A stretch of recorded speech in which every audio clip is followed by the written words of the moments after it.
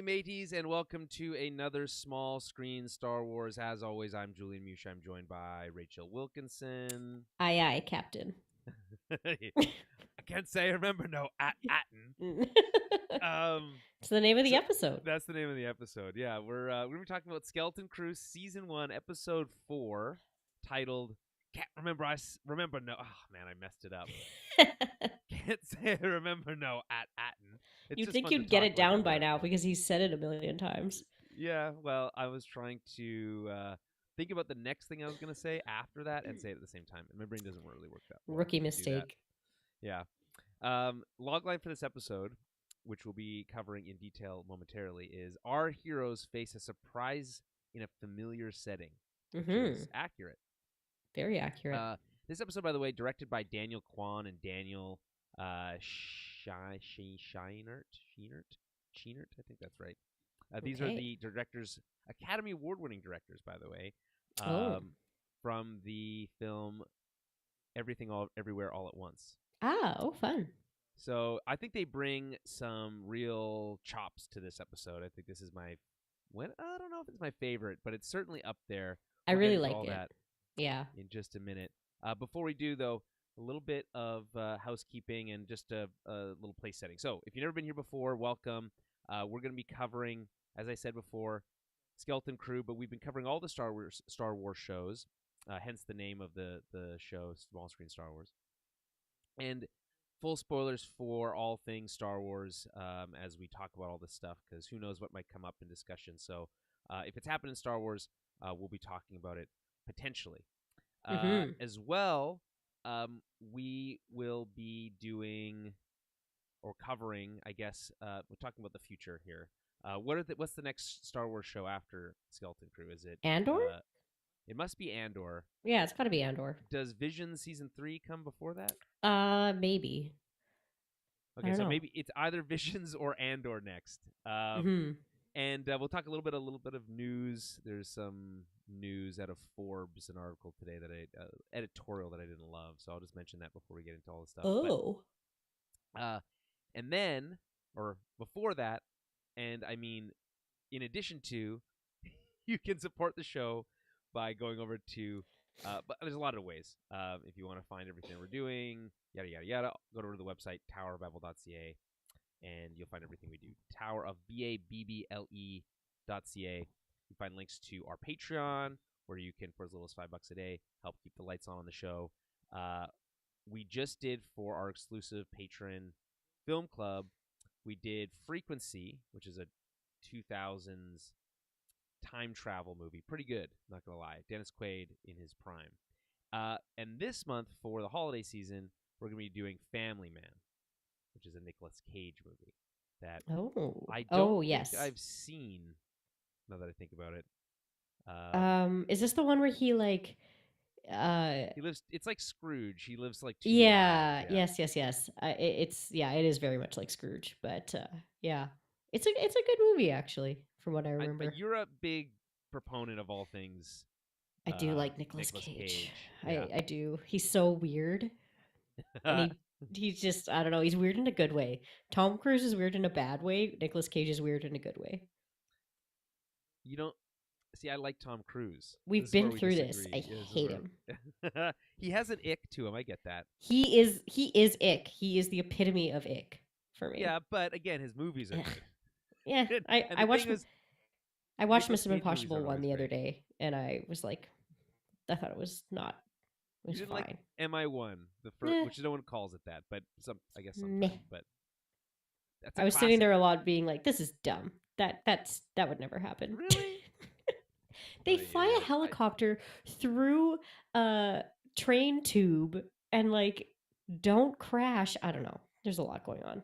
Well, that's just impressive. What you're describing is something really cool and exciting. Tom Cruise didn't do it. It was some other guy. Are you sure that's the first one? Yeah, I've only ever seen one of them, and that it was. Is this the one where he suspends himself from the ceiling and catches his sweat before it hits the floor? Right? Yeah, it was fine. You don't think that's cool? I don't know. You don't think the moment where he blows up that giant fish tank is cool? Yeah, it was all right. That's what I mean. Like, a lot of it was just like very predictable. that knockless though. It's very important that they secure it. Yeah. Anyway, no, this isn't Mission Impossible cast. It's not. Anyway, we're doing Family Man for the holidays, so stay tuned for that. Typically, we release those to the wider audience as a Christmas gift from the show. If we get it out in time, then that will be the case. That Yeah. will be the case. I challenged Jeremy to getting it out on time.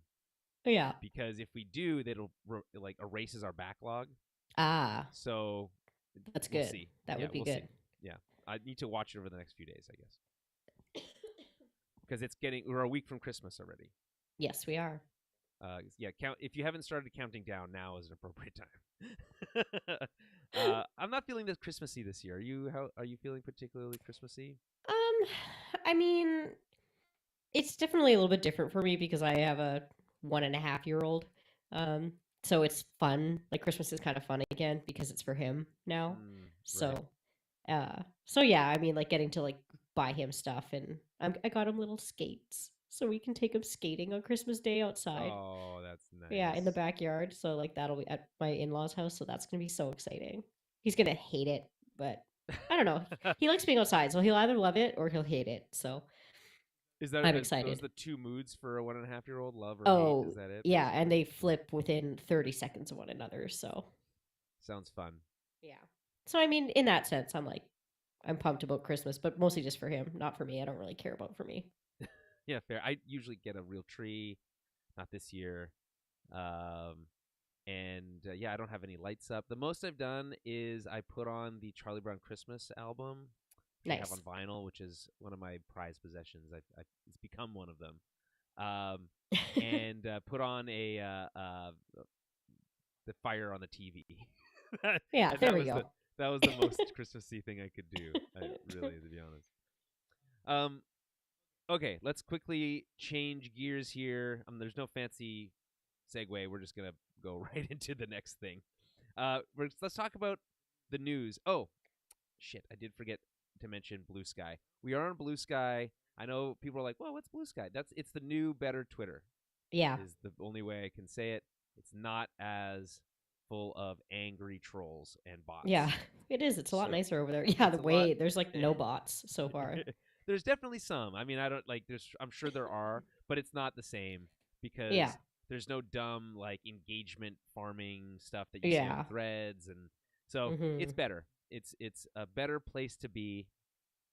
I encourage people to move away from the Elon Musk funded garbage pile that used to be my favorite app and go to this new one, which is much better and much nicer. And you can find us there. Just search Tower of Babel Podcast and you can find us. Look for our website tag, towerofbabel.ca, to identify that is who you're looking for. And again, that's Blue Sky. Of course, we're still on Facebook out of obligation, I guess. I don't know. I don't really like Meta much more either. And I still do. I just post the links to the shows on X, and then I haven't really been engaging on there. I find that every once in a while, I dip my toe back in, my blood pressure just spikes, and then I have to leave. So yeah, that's fair. It's just for my own personal well-being and health.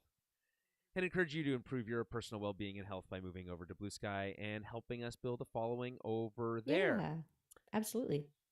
Okay, now we can move on. Let's talk about the news. I'll just talk about this very quickly because it's mostly just irksome. So this is a story, very short one, only a couple paragraphs, from Forbes, written by Paul Tassi, titled "Skeleton Crew: The Acolyte and the Disney Star Wars Spiral." And really, the main theme of this editorial is nobody's watching the Skeleton Crew, or not very many people are watching Skeleton Crew, which is disappointing. This comes on the heels of The Acolyte, which, though did have some decent numbers early on, became one of the lowest viewed shows on Disney Plus. And then the rest of the article goes on to talk about, like, what do you do about this problem? And the fact that Star Wars can't figure out how to make a movie anymore again, and that the stuff they're making isn't getting eyeballs, and it's expensive. They mentioned that everything they're making is super expensive.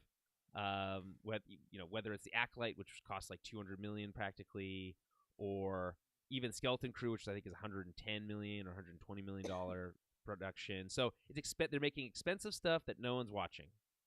And so one of the things that they're like suggesting on there is like, well, one of the things you could do is just put Star Wars back on ice and like let people, get excited about the ideas of Star Wars again, or the concept of Star Wars again, kind of like we did when that between the prequels and the sequel trilogy, Yeah. or between the original trilogy and this prequel trilogy. But and of course during those times there were shows. The thing I guess that's different now is there's only shows and no one seems to care, which Right. seems like a problem. I admit that it's a problem. I'm just frustrated by this, like, throw our hands up and be like, well, there's nothing we can do. Everything's falling apart. No one wants Star Wars anymore.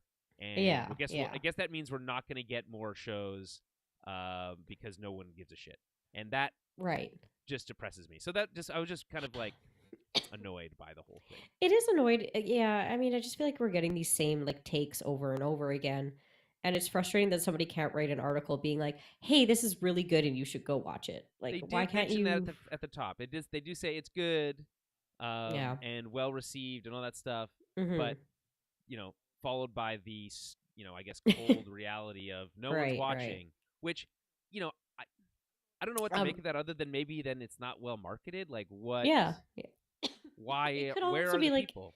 like who the draw is, right? Yeah, like there might be some adults who maybe just like don't want to watch it because it seems like it's more of like a kid story, right? It is a kid's But story. yeah, but I feel like it is, but I just feel like it still has a lot of merit, even though it is a kid story. I So agree. I don't I know. think that there is this misunderstanding. I used to have this argument with one of our old co-hosts, Dan, that kid stuff is for kids. Yeah, And yeah, then it's it's like, not. I'm like, well, as an adult, there's lots of things that you can get out of children's stories. Yeah. Um, you're obviously not like searching out kids' books for, um, in the same way that, looking for the same thing to get out of it that kids are, like the No. imagination and the wonder and all that kind of stuff. It's like you can kind of like compartmentalize that as an adult. You can compartmentalize those things and look at it as like the craft of storytelling and the Right. the characterizations and all these other things that you can bring to it. And by the way, you can still have wonder and joy from kids stuff. That's totally allowed too. I'm just saying Yeah. that like you can't.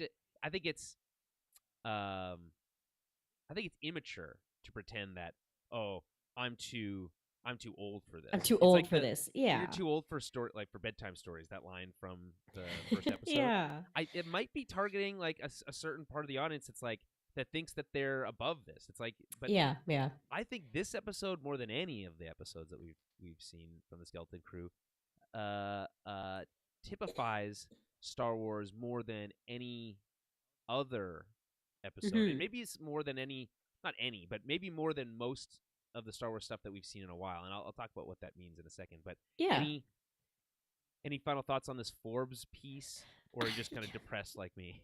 Yeah, it's just kind of a bummer. Like, I don't know. I'd like to just see more positivity out there. I'd say it's like, Mm-hmm. yeah, I don't know. I think part of it is on like Lucasfilm needs to get out of their own fucking way Yeah. and generate. If they want better press, they have the tools to make that happen.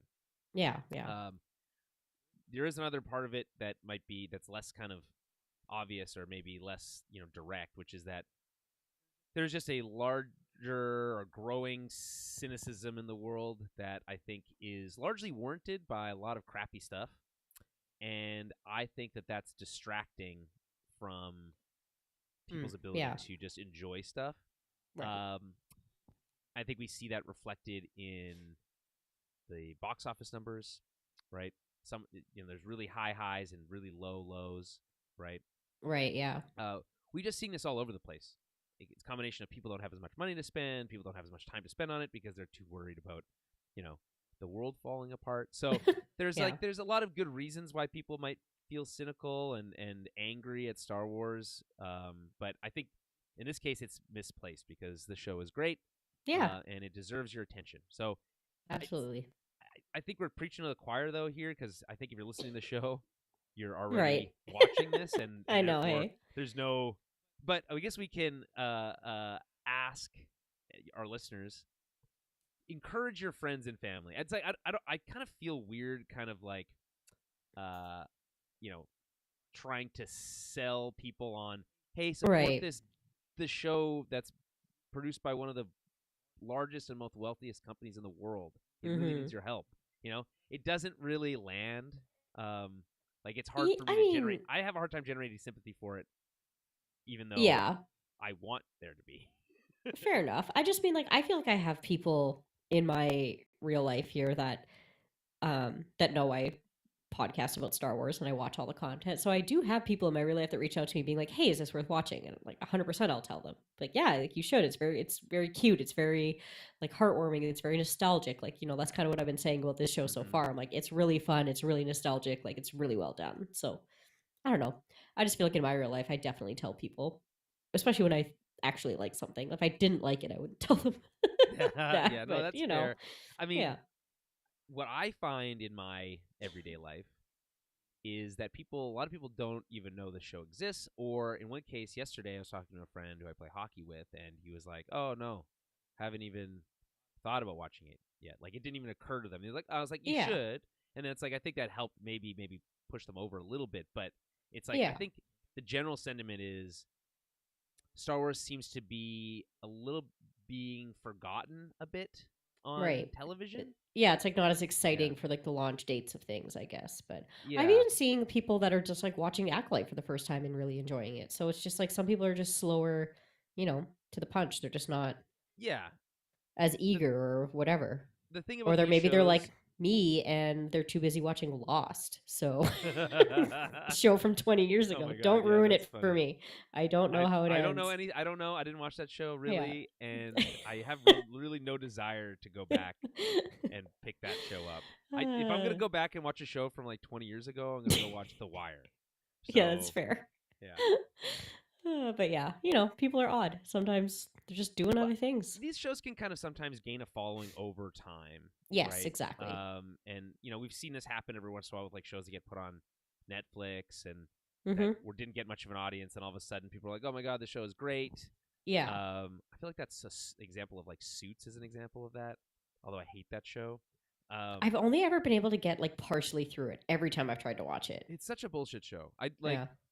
I know, like, it offends people when I say this because I'm being like an asshole when I say this, but like the people who love that show are not my people. I just get Like, bored with it every time. Once I hit a certain point, I'm like, oh, I'm bored. Like I don't oh, feel like watching the show you anymore. don't get excited about two people who are exactly the same being great at everything.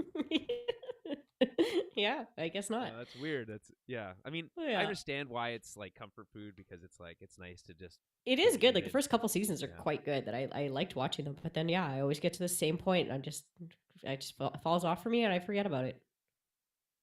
Isn't there like a sequel or a spin-off coming? I have no idea. Hmm. Anyway, uh, Anyways, this is we're small not screen talking about Star yeah, we're Wars not talking about Suits. Fuck that and show. Lost. Yeah. Uh, Another show that I feel that way about is Hmm. what the hell's that stupid Western show? Uh, Westworld? no, it's no, because I like that show actually. Oh, No, the one where they has like Ted 14 Lasso. spin-offs. No, that's not a Western show. That's a I don't show know. about soccer. Anyway, don't worry about it. It doesn't matter. Let's move on. Okay, let's talk about our overall thoughts on this episode again. So we're talking about season 1, episode 4, The Skeleton Crew, season 1, episode 4. Man, I'm all over the place today. Titled, "Can't Say I Remember No Attin." Our heroes face a surprise in a familiar setting. Man, I'm messing stuff up left and right here. Okay, directed by Daniel Kwan, Daniel Scheinert, and written by Christopher Ford and John Watts. Okay, I liked this episode quite a bit. Hey, Winston, Mm-hmm. hi. Winston's here to say hi. That's a good dog. I like this episode quite a lot. It's a great example of like, and I mentioned earlier that it like typifies Star Wars. Mm-hmm. What I mean by that is this episode is like a great example of taking the good with the bad.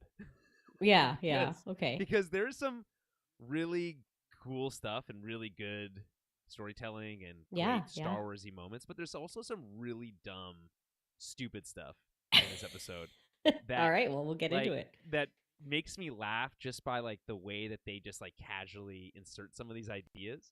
Right. Okay. Like, and we'll get into it, but like there's that Okay. whole idea of there being like it's like a World War II romance movie with like this like French. This whole French thing is really weird to me The whole too. Like, French thing is weird to you? it's Okay. so funny. Like I get that they like to use different accents, but like in Yeah. this case, it feels so on the nose. And Mm-hmm. then also the way, like, I don't know if these actors are French. Like I imagine they're not. Like it seems to me like they're putting on an accent, and it's like Mm-hmm. some of the stuff they say sounds hilarious. It is up there with like how bad like Hera's accent can be in like her flashbacks, so when she's younger Mm. in Oh, yeah, Rebels yeah. and stuff. But like, yeah, the French accents kill me.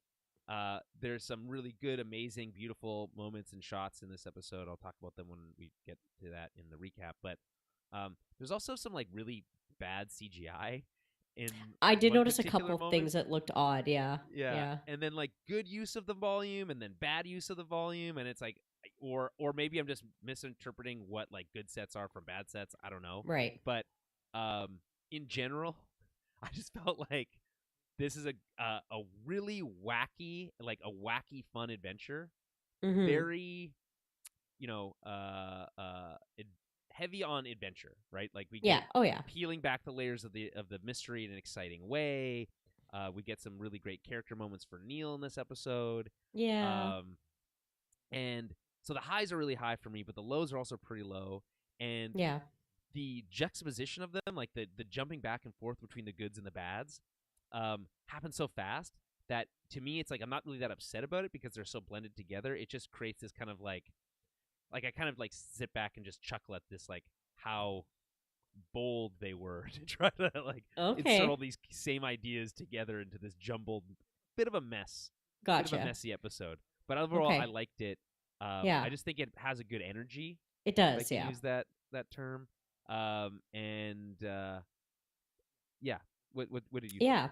Yeah. No, I really liked it too. I found like particularly the world building that they do in it is very fun, Yeah, I and agree. it's yeah, we'll get into it when we get closer, but it's I don't know, it's really fun, cool concepts that they're building here about these planets that are all like interconnected. I just think it's Hmm. so interesting, and I think it's very fun what they're doing so far with like how these weird worlds are. Um, yeah, I just think it's very neat, and it gives you like this kind of more of a sense of you still want to know like what is going on. You're like, because this is weird. Like you see these planets, and you're like, this is odd now that we're on this like new spot, right? So it's just yeah, it's been very kind of just fun watching this episode unfold. But I get what you mean. Yeah, there are some like parts where I'm like, why did that person just do that? That was weird. But but some very Just some sweet moments weird, just like and very weird ideas but that I the think character maybe development of Neil was very sweet. Like he yes. low key became one of my favorite characters watching this episode. Yeah, Like one of the he's podcasts I just was listening to is like Neil may be. They're just like joking around. Like Neil may be like one of the most beloved characters of all time. he's so Like it's just, adorable. yeah, he's He's like so cute. I just want to man. squeeze him. When I he is adore led him. away by that girl by his trunk, Oh, oh my I know. goodness. He's She just grabs so his sweet. trunk. It's so funny. It's so Okay, so that's a high sweet. for me, by the way. I think Yeah, that's there's on the so high. many. Yeah, so I mean, yeah, I really enjoyed this episode. It was good. Like, there's lots of parts that I really liked. So I'm curious to see which parts that you did not like. So we'll see. I like I think it's just all jumbled together in terms of like ideas, execution. Do I think they're Yeah, it's silly? fair. Mm, There's a lot of silly ideas in this. And we get fair fart enough. jokes, which is obviously Oh important. my god. Okay, so let's get into the recap. Oh, by the way, I should mention before we do that, I was going to talk about this. I don't think did we talk about this last week? Did I mention that we have a new theme song? Yeah, we did. Oh, Didn't are you we? sure? I don't think we did. I think I played it for you after. Oh, maybe. Anyway, for those who are not watching live, so if you watch us record this live, typically on Wednesday evenings. Although again, next Wednesday is Christmas, though, right? Yeah, we're gonna So have to figure out next week's schedule yeah, because it's gonna be messy with the and then the week holidays. Wednesday after that is going to be New Year's Eve. So Yeah. it Yeah, anyway, likely not happening. we'll make it work. Maybe we'll do another morning stream. I mean, maybe I'll have a job by Yeah, then. There's a lot of we'll ifs and see. buts and maybes, but I mean, overall, um, I would just mention that subscribe to us on YouTube and Twitch. Then you'll know. Then you'll know when we go live. New theme song. It plays at the bumpers for the beginning and end screen. But I also did include it for the podcast listeners. I included it as the intro outro music for the podcast this last week. So it'll be used for episodes where we don't have like a theme from the show itself. Okay. Or we're doing a non-show specific episode. But last week I included it because I was excited about it. So it's our new theme. It's a new small screen Star Wars theme music. I like it. Jeremy was making fun of it on the last. I played it for him on the frequency episode, but I think he's just being a dick. So, I encourage you. I want your feedback if you like it or not. I think it's good. I think it is a good example of Star Wars music, a genericized version of Star Wars music. It's not too long. It's got a good build to it. I like the blasting horn sound in it. Anyway, let me know what you think. I'm not going to play it right now because it hurts Rachel's ears if I play it. So it's really loud. I'll save her that experience. But appreciate that. Yeah, you're welcome. Okay, so let's get into the recap. I want to make sure I have the chat room open. Restream. We use Restream for all of our what's it called? Simulcasting, which is really only to two things, but it works for us. It does. Which is where I get my all of our chat stuff. So if there are people in the chat room, I haven't seen it yet. Apologies, give me a second. But we do like it when people are in the chat live. It is fun. We had some fun interactions when we did our daytime stream last week. Was that last week? Mm-hmm. Feels like a lifetime ago. I do see someone in the restream. Oh, good. Okay, let me. I think it's Polar Knights again. I think we were chatting with them last week a little bit. I think that's the Norwegian person. Yeah, and they were kind enough to subscribe to the channel, which must be late there for them. They said, "Live long and prosper." I feel like they're misunderstanding what we're doing here, but I'll allow it. Okay, I got it. The problem is here's the truth, people. I encourage everyone to get a password manager. It's very important that you use a password manager. There's just no way you're going to remember all your passwords. You have one good, strong password, then that's all you need to remember. My phone does that for me. Right. And that's important. That being said, what happens when you need that password and you don't have an easy way of getting it over to the app or whatever you're using, it can sometimes be a pain in the ass to access that because it's not like you're going to know it, and it's not easy to just type it in and stuff. So, that's a long way of saying that I'm now in the chat room. So if you do have something to say, I'm ready to listen. Okay, let's get into the recap. We start in space.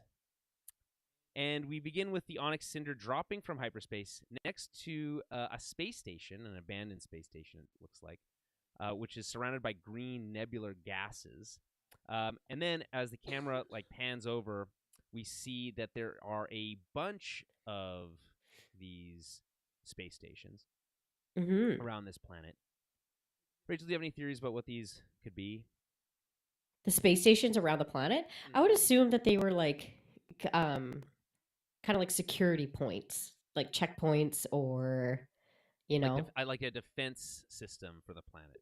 Yeah, they're a defense system or like a monitoring system, like a way, because it just seems like they're so strict with the coming and goings, at least on Attin. So I would assume that they need to they want to have these, I don't know, satellite locations where they can have more, I don't know quicker about things coming and going. But friend of the show, Ryan Airy, mentioned in Screen Crush that they looked a little bit like the satellites they used for Operation Cinder, which is the program after the death of the Emperor, where they destroyed a bunch of their own planets, basically.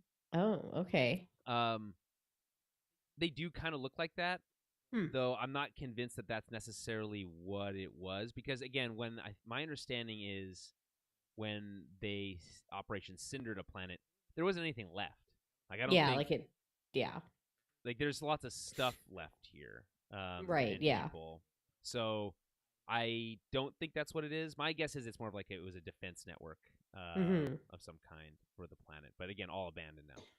So, but gives us again a little bit more insight. Again, a little bit of world building you talked about, Rachel. Just like uh, giving us a sense of what Attin is by showing us places that it isn't.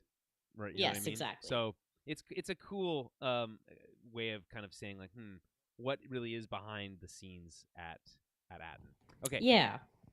Jod is shocked. I think Jod. This is a strong Jod episode, even though he's not in it very much. I feel like Mm-hmm.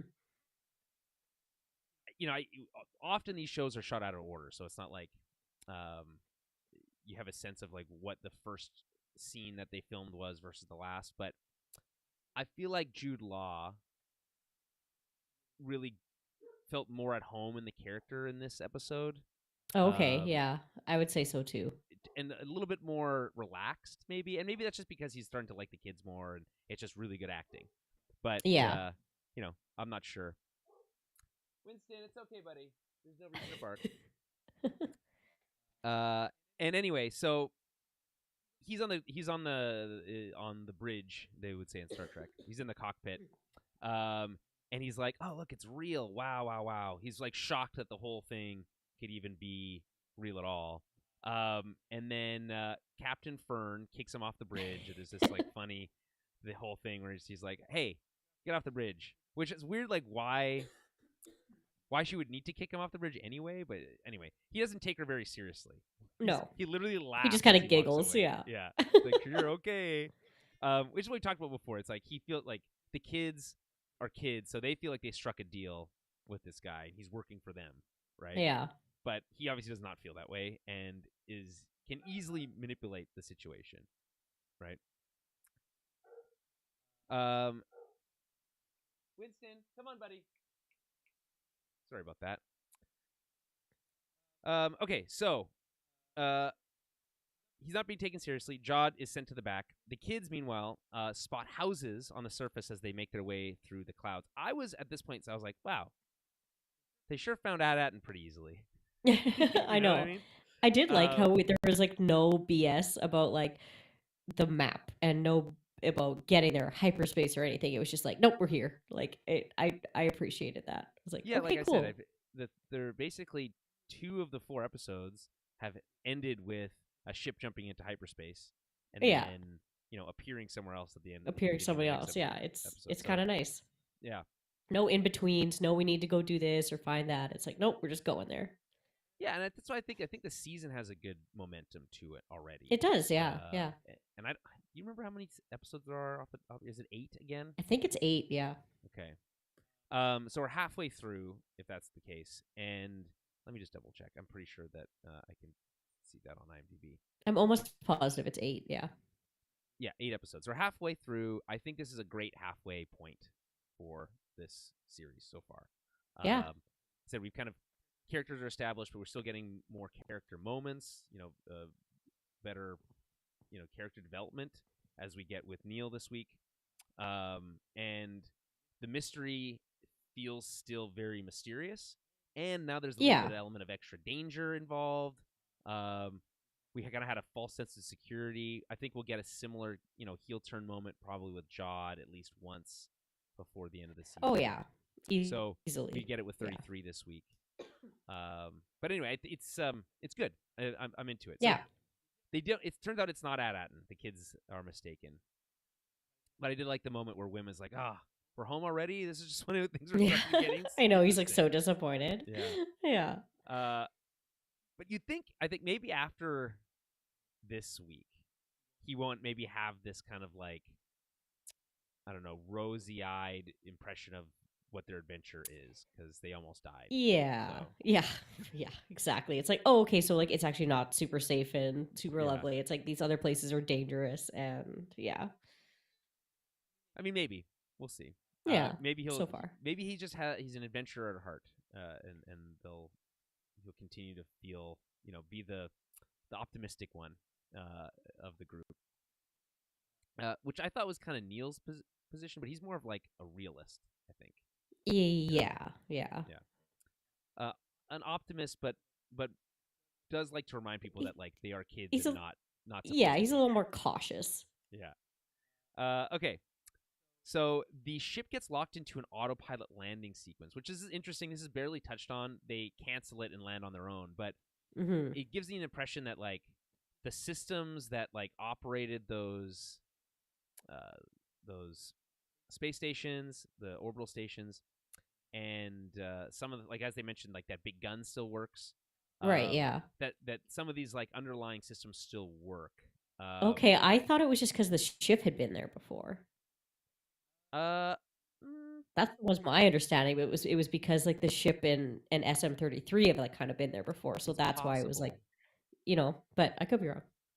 I, Could be I both. like to think of it as more of Could like a be hint either. at like the whole that That there would makes be sense something too. Yeah. similar going on at Attin. You couldn't just land a Yeah. ship Yeah. there, and that maybe that's why they crashed originally, which is trying to escape that autopilot Right. landing It's sequence. like a tractor beam almost. Kind of, yeah.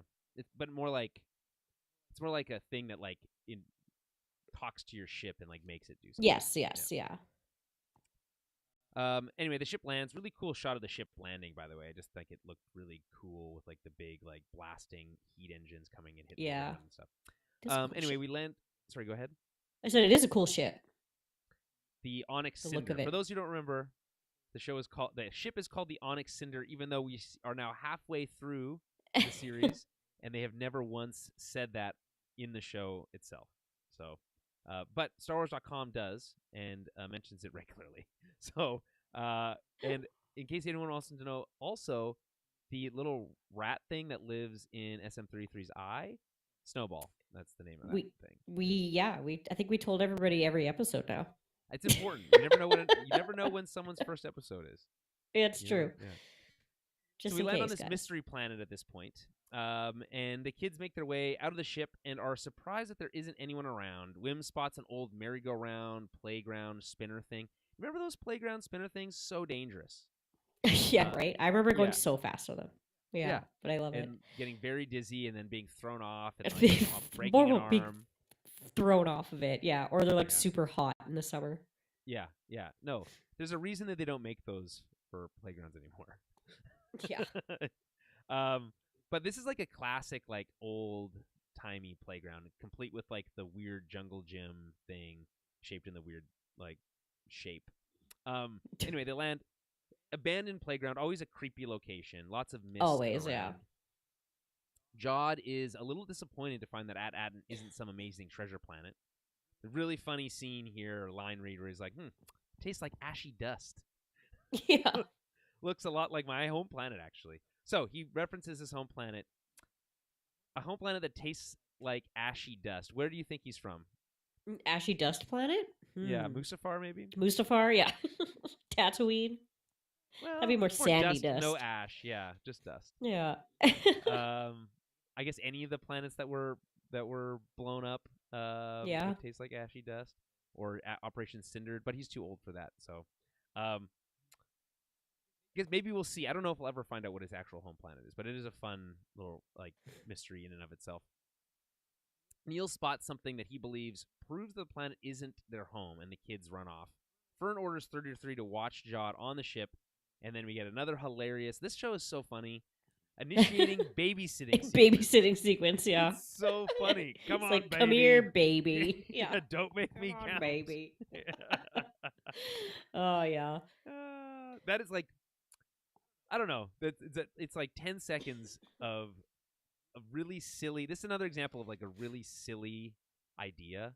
Mm-hmm. Like having a big scary pirate droid saying, "Come on, baby." Yeah. On the ship. I like that he can be kind of like goofy. It's good. He's like scary and goofy. Yeah.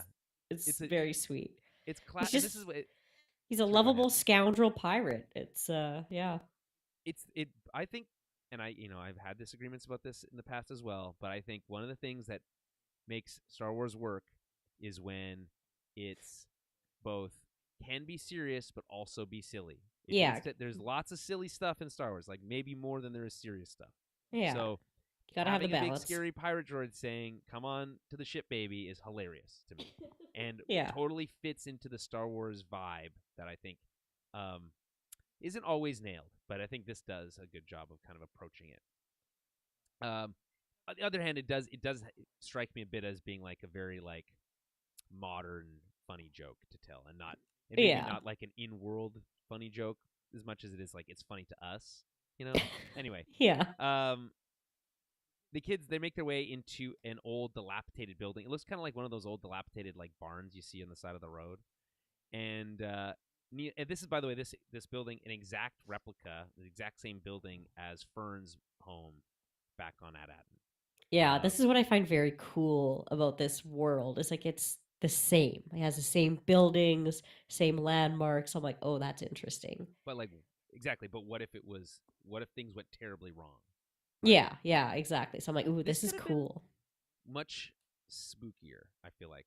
That's just Okay, to say they yeah. could have, if they wanted, this idea of it's like at Attin, but things have gone terribly wrong. Yeah. The outcome could have been much scarier, much spookier. Instead, we get kind of like a pretty lame, Well, it's like like war thing. dystopian. Yeah. It's dystopian, but like in the softest way possible, maybe. Yeah. So, Maybe not dystopian's the right word, but you know what I mean. War torn. Yeah, it is. I mean, it's certainly not like they're living in squalor, so it's Yeah, like, yeah. That's kind of what I meant. It's I mean, the society's collapsed is Yeah, the sentiment here, and it has collapsed obviously for like a very, very long time. We don't know exactly how long, but it seems like many generations. Generations, yeah, easily. And anyway, there's another world where, and we don't like to rewrite the show, obviously, but there's another world where this could have been like completely abandoned and only like scary monster creatures or something were around. Oh, I or see. Or zombies, or a bunch of like zombie-like things. I guess I do. I Whatever. like that there's just like kind of normal people here though, because it's like a very stark contrast to their life on Attin, right? And I think that's the point of this episode, is to kind of like show these kids like, yeah, not everything is just like fun times and roses, and like, it's like there's other things going on in other planets that are the planets that are just like yours, but the people on it, their lives are very different, right? Or So it's like, hey, I know it's you like want privilege adventure all the versus time, no right? privilege. But like, here's imagine if it was adventure all the time, not that great. Yeah, actually. yeah, exactly. Right. It's not so fun when it's your real life all the time. Yeah. Anyway, so Neil comments on the size of the tree on the inside of the building, saying that it's like grown too big, and that anything that happened here must have happened a long time ago. Which, great. Great insight. Great insight. What's the word for the study of trees? Arborology. Arborology, maybe. Arborist. Great, yeah. Yeah, great arborology, Neil. I don't think that's a word. Anyway, it's not. Whatever happened a long time ago. Wynn wonders if maybe they fell asleep for 100 years. His ability to jump right into worst case scenario. The most like, what's the word? Imaginative explanations for everything. Yeah. Is very fun, I think. It is, like, yeah. Because there is I think there is an example where something happened in their like as a part of leaving the planet and coming back. Maybe there's some sort of weird timey-wimey bullshit with their planet that when they come back, it is at Attin, but it's all decapitated, or that's not the word. Man, I'm having a hard time with words today. It's all dilapidated and falling apart and all that stuff. But no, again, simplest, Occam's razor. It's just probably just a different planet. Polar Knights in the chat. Julian, I assume you missed me like a baby treat a diaper. What? I don't get it. Julian, I assume you missed me like a baby treat a diaper. I don't get it. Polar Knights. Is that a European saying I'm not familiar with? I don't know. I mean, maybe it's like a comment on how when babies don't have a diaper, they like to just poop on everything. I don't know. Anyway, you're gonna have to help me out with that one, Polar Knights. Anyway, good to have you back in the chat, though. Nice to see you here. Love it. Okay. Fern doesn't want to like mess around with this dumb idea. She's very all business at this point, and is confused why everything looks exactly the same as home. I guess she's like, Wim is like, well, if it's not home, why does everything look exactly the same? And she kind of has the same question. KB kind of has the same question. Um, but she doesn't have time to mess around with these dumb theories. And so KB thinks that maybe, this is her theory, it's another planet that was co-founded with Attin. Pretty on the nose. I think she kind of nails it here. Right, yeah. She's the smart Co-founded one. with Attin. Yes. Well, she also has the cybernetic enhancements. Yeah, yeah. The Lobot additional mechanical computer brains. Anyway, Fern gets a little bit of hope from this, thinking that okay, well, if that's the case, then maybe the planet might have directions home, which again, they completely nail it. So they are on another planet, founded at the same time, does have directions home, theoretically. Anyway, Wim picks up some gross thing with sludge in it. It's pretty funny to me. Classic kid stuff. And then Neil being like, maybe you shouldn't touch that, which yeah, just the grossest thing you can find. If you ever watch this and then Alien, Prometheus, or the sequel to Prometheus, Alien Resurrection, or whatever the Alien movie is after Prometheus, where touching anything immediately creates the most horrific experience you could ever have.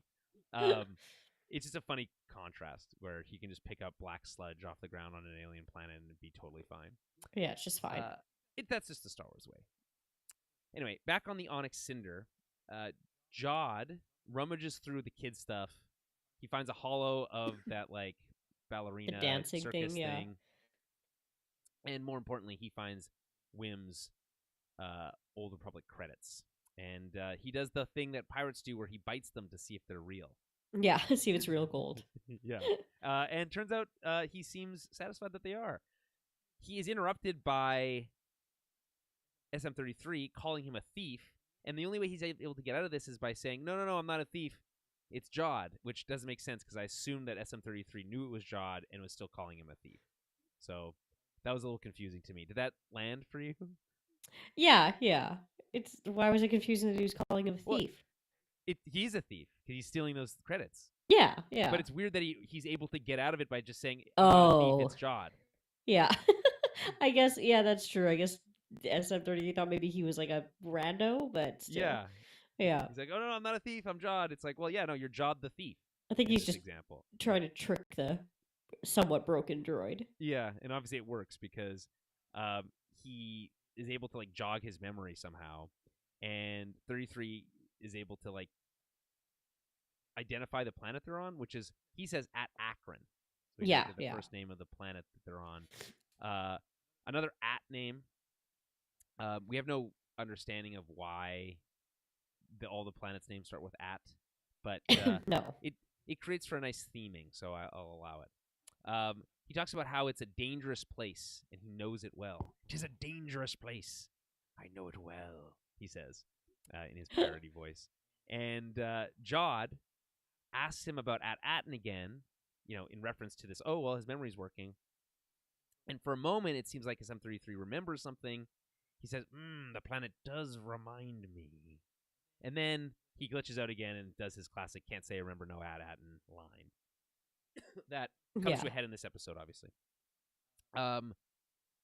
Interesting twist here.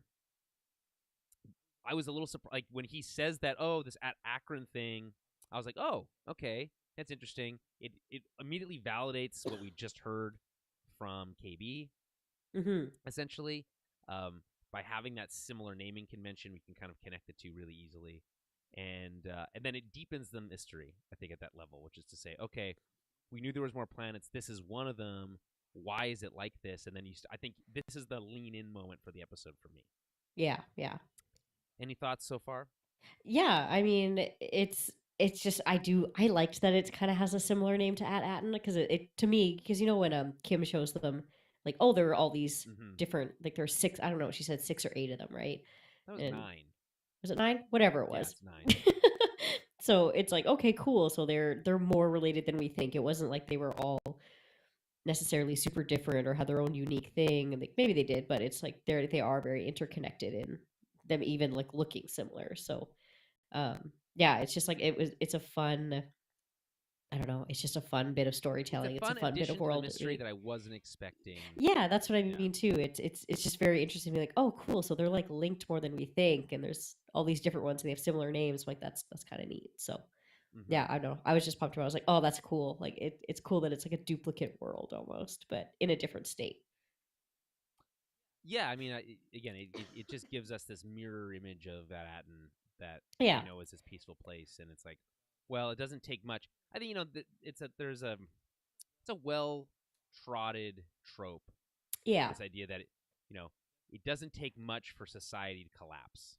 You No. know, And I like the um, layering in that like 33 has been there before too. So it's like, oh, cool. So there's more to him too with this whole story. Like he's been to this other world, which means he's probably been to other ones too, maybe. So it does seem like when he was there before, it was already collapsed though, because he yeah, it references does. there Yeah. being warriors before and it being a dangerous Yes. place and stuff. He would not have said that Yes. Yeah. if it was a suburban paradise. So, No, of course not. uh, anyway, Jod asks about Attin, yada yada yada.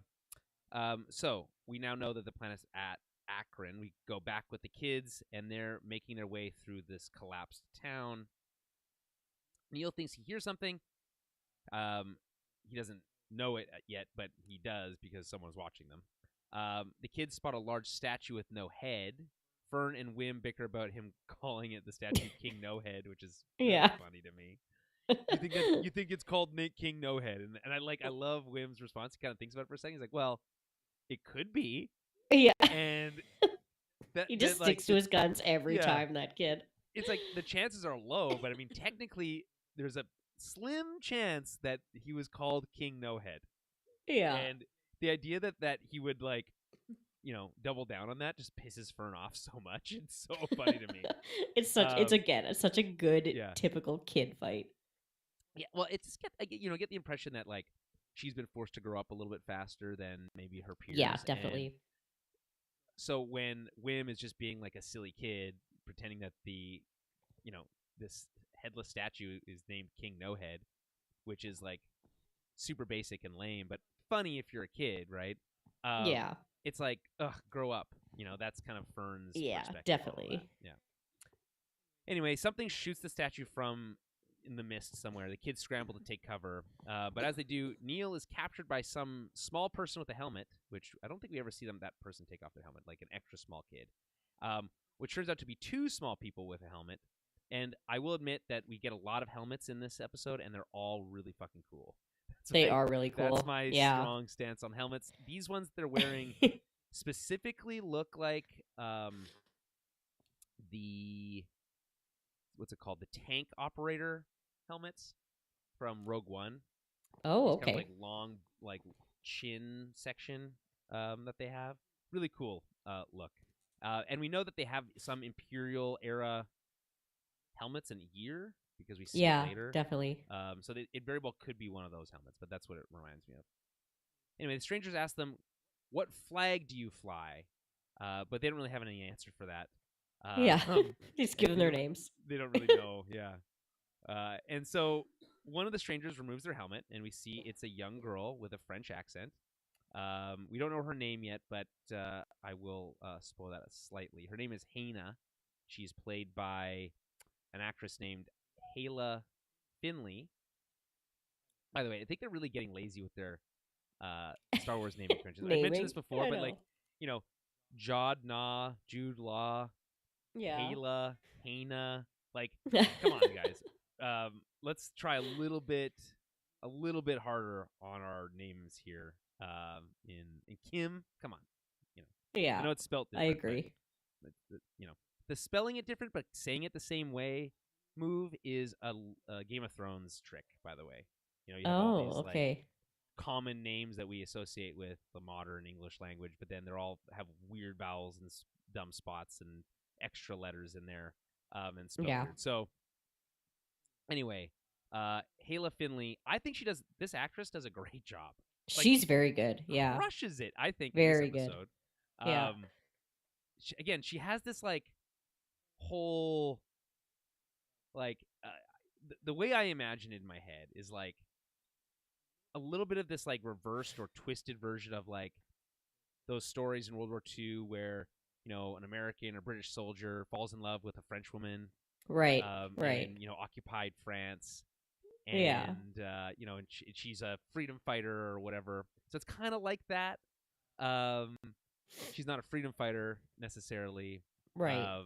but she's got this like mentality of like, all we know is war, and we are the Yeah. French, and just like everything that she says is like sounds like it's Yeah. written in poetry and stuff. It's funny. That's true. Yeah. I do feel like she also has like a very like sweet and like thoughtful side to her too. Like she Yes. seems very like she's more emotionally intelligent than maybe some of the people around her. Like she's a little bit more thoughtful. She's a little bit more We see a um lot of her like shots just of her sincere. just looking at stuff and thinking, Yeah, which yeah. Which um I like to yeah. see in a character that she just feels very well rounded. Like she's strong, she's independent, but she's not like hardened yet. She's not like tainted with this Well, she's a war little. I mean, thing yet. she's a little Well, she's hardened. hardened, but I just mean I don't mean in a way of like the way She's her carrying a dad blaster, is. You know what I mean? I Like her guess. dad just seems like he's very Her dad even has a bit of a soft side too, kind of I a mean little bit. kind of, but not really. Yeah, I get. I mean, it comes and goes. Yeah, Anyway, she yeah. says she's a troik, and that they need to hide from a Hutton patrol who would kill them, no questions asked. So, Right. Wim asks if they're an army of kids battling the adults for control of the planet, which Yeah.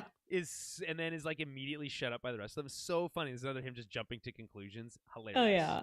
Like a very Apparently this is storybook thing. Yeah. Apparently it's like a reference to maybe like a Yoda comic or something like that. But it's cool. It's funny. The idea that he would jump to that first is it's like where would he even gotten that idea? Was like he reading that in a book Well, somewhere? Like because he reads all those like fantastical stories, so I think yeah, that's where his exactly. mind always goes. Like he just thinks of the most like yeah, like fantastical thing, the most exciting thing to Yeah. him. He just blurts it out. Yeah. Yeah. Put a lid on it a little bit. Yeah. Yeah. Have a little bit of filter between your brain and your mouth there, child. Anyway, uh, they're not that. They're just in a war with a rival clan. Yeah. But Neil, anyway, he clarifies that they're just trying to find their way home. So this is, I guess, enough for her to be like, okay, we won't kill you this moment, but helps lead them into cover. And by the way, this this like side element that's not really talked about by this character, but it's really funny to me is like how she's like an insane acrobat. Yeah, So right? she She like just leaps up parkours and all the like time. yeah, and like kicks the door in and like does this slide Yeah. move later. And then at the end of the episode when she leaves, she just does a flip. I know. I know. She just has Ah, a weird flip out of nowhere. it's so I love funny. it. It reminds me of what Shaun of the Dead, I think, Okay. or no, Hot Fuzz. There's a funny, which is of course appropriate because we're with Nick Frost as SM33 and he's in that movie.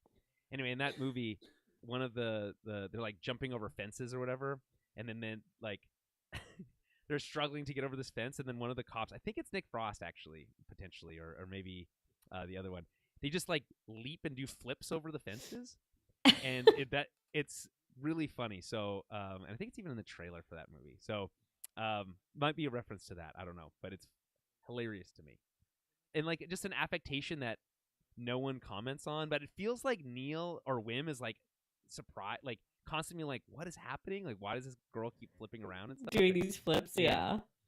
yeah. Anyway, they lead them into a bus as the patrol approaches. This is like an old bus, like the one that they used to ride to school.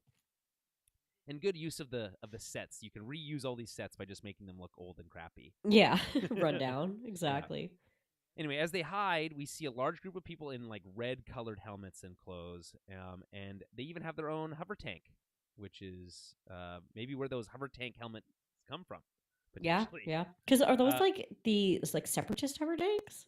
Or no, no? it's It's not different. the It looks same. like an Imperial design, to be Okay, honest. okay. I wasn't too sure if it was the ones that like the battle droids use that No, kind it's of not one of those hover. battle droid tanks. Ah, No, okay. those are cool, and I did double check to make sure that I wasn't wrong about that. But Yeah, it no, looked kind of yeah. similar, so I wasn't too sure, but yeah. They're the main floating tank, but we get a different version of a floating Mm-hmm. tank in Rogue One. Also, not Yeah, that there's a the few. style. Um, I I couldn't immediately place what if we'd seen this tank before, or it's an entirely new Oh, design. okay. Yeah. So anyway, another World War II style reference because Hannah pulls out a mirror on a stick, which is like something you Love it. see all the time in like war movies, so she can get like a better view Yeah. without revealing her position. And she realizes that this roving squad of enemies stole their Aapis, which are their funny looking horse things that we see on Tatooine sometimes. Mm-hmm. And so the girl offers to take them. The patrol moves off. The girl offers to take them somewhere safe. And after doing a sweet slide move, which turns out to be the somewhere safe, by the way, turns out to be a dilapidated version of their school. So again, continuing that like mirror version of Attin. Inside, we see that there's a large camp built inside. The girl reports on the AOPs to an older man, General Strix, who we found out later is her dad. And the leader of the Troik and the one true ruler of Attin is their title. The kids are forced to kneel, and we get this really funny line from this kid. These off-worlds have offered nothing but their meaningless names. Which is, I loved that line. I thought it was so funny. It's good because it's coming from a child, which is why it's good. Yeah. Anyway, Fern tries to correct them that her name is actually Captain Fern, which interests the general, who assumes that they must be warriors then. And then Neil, again, the realist here, tries to urge them that they're just kids, but again, according to this general, quote, they treat our children as adults on this planet. So it's like this. Yeah. This is where things get, to me, like particularly silly to me, because it's one thing to have this like warring factions concept. Been there, done that. It's very understandable, and relatable and clear. But it does feel a little on the nose to be like, also, I know you kids have been looking for adventure, at least some of you have, but on this planet, it's the worst case scenario of that wish coming true. Okay. Fair.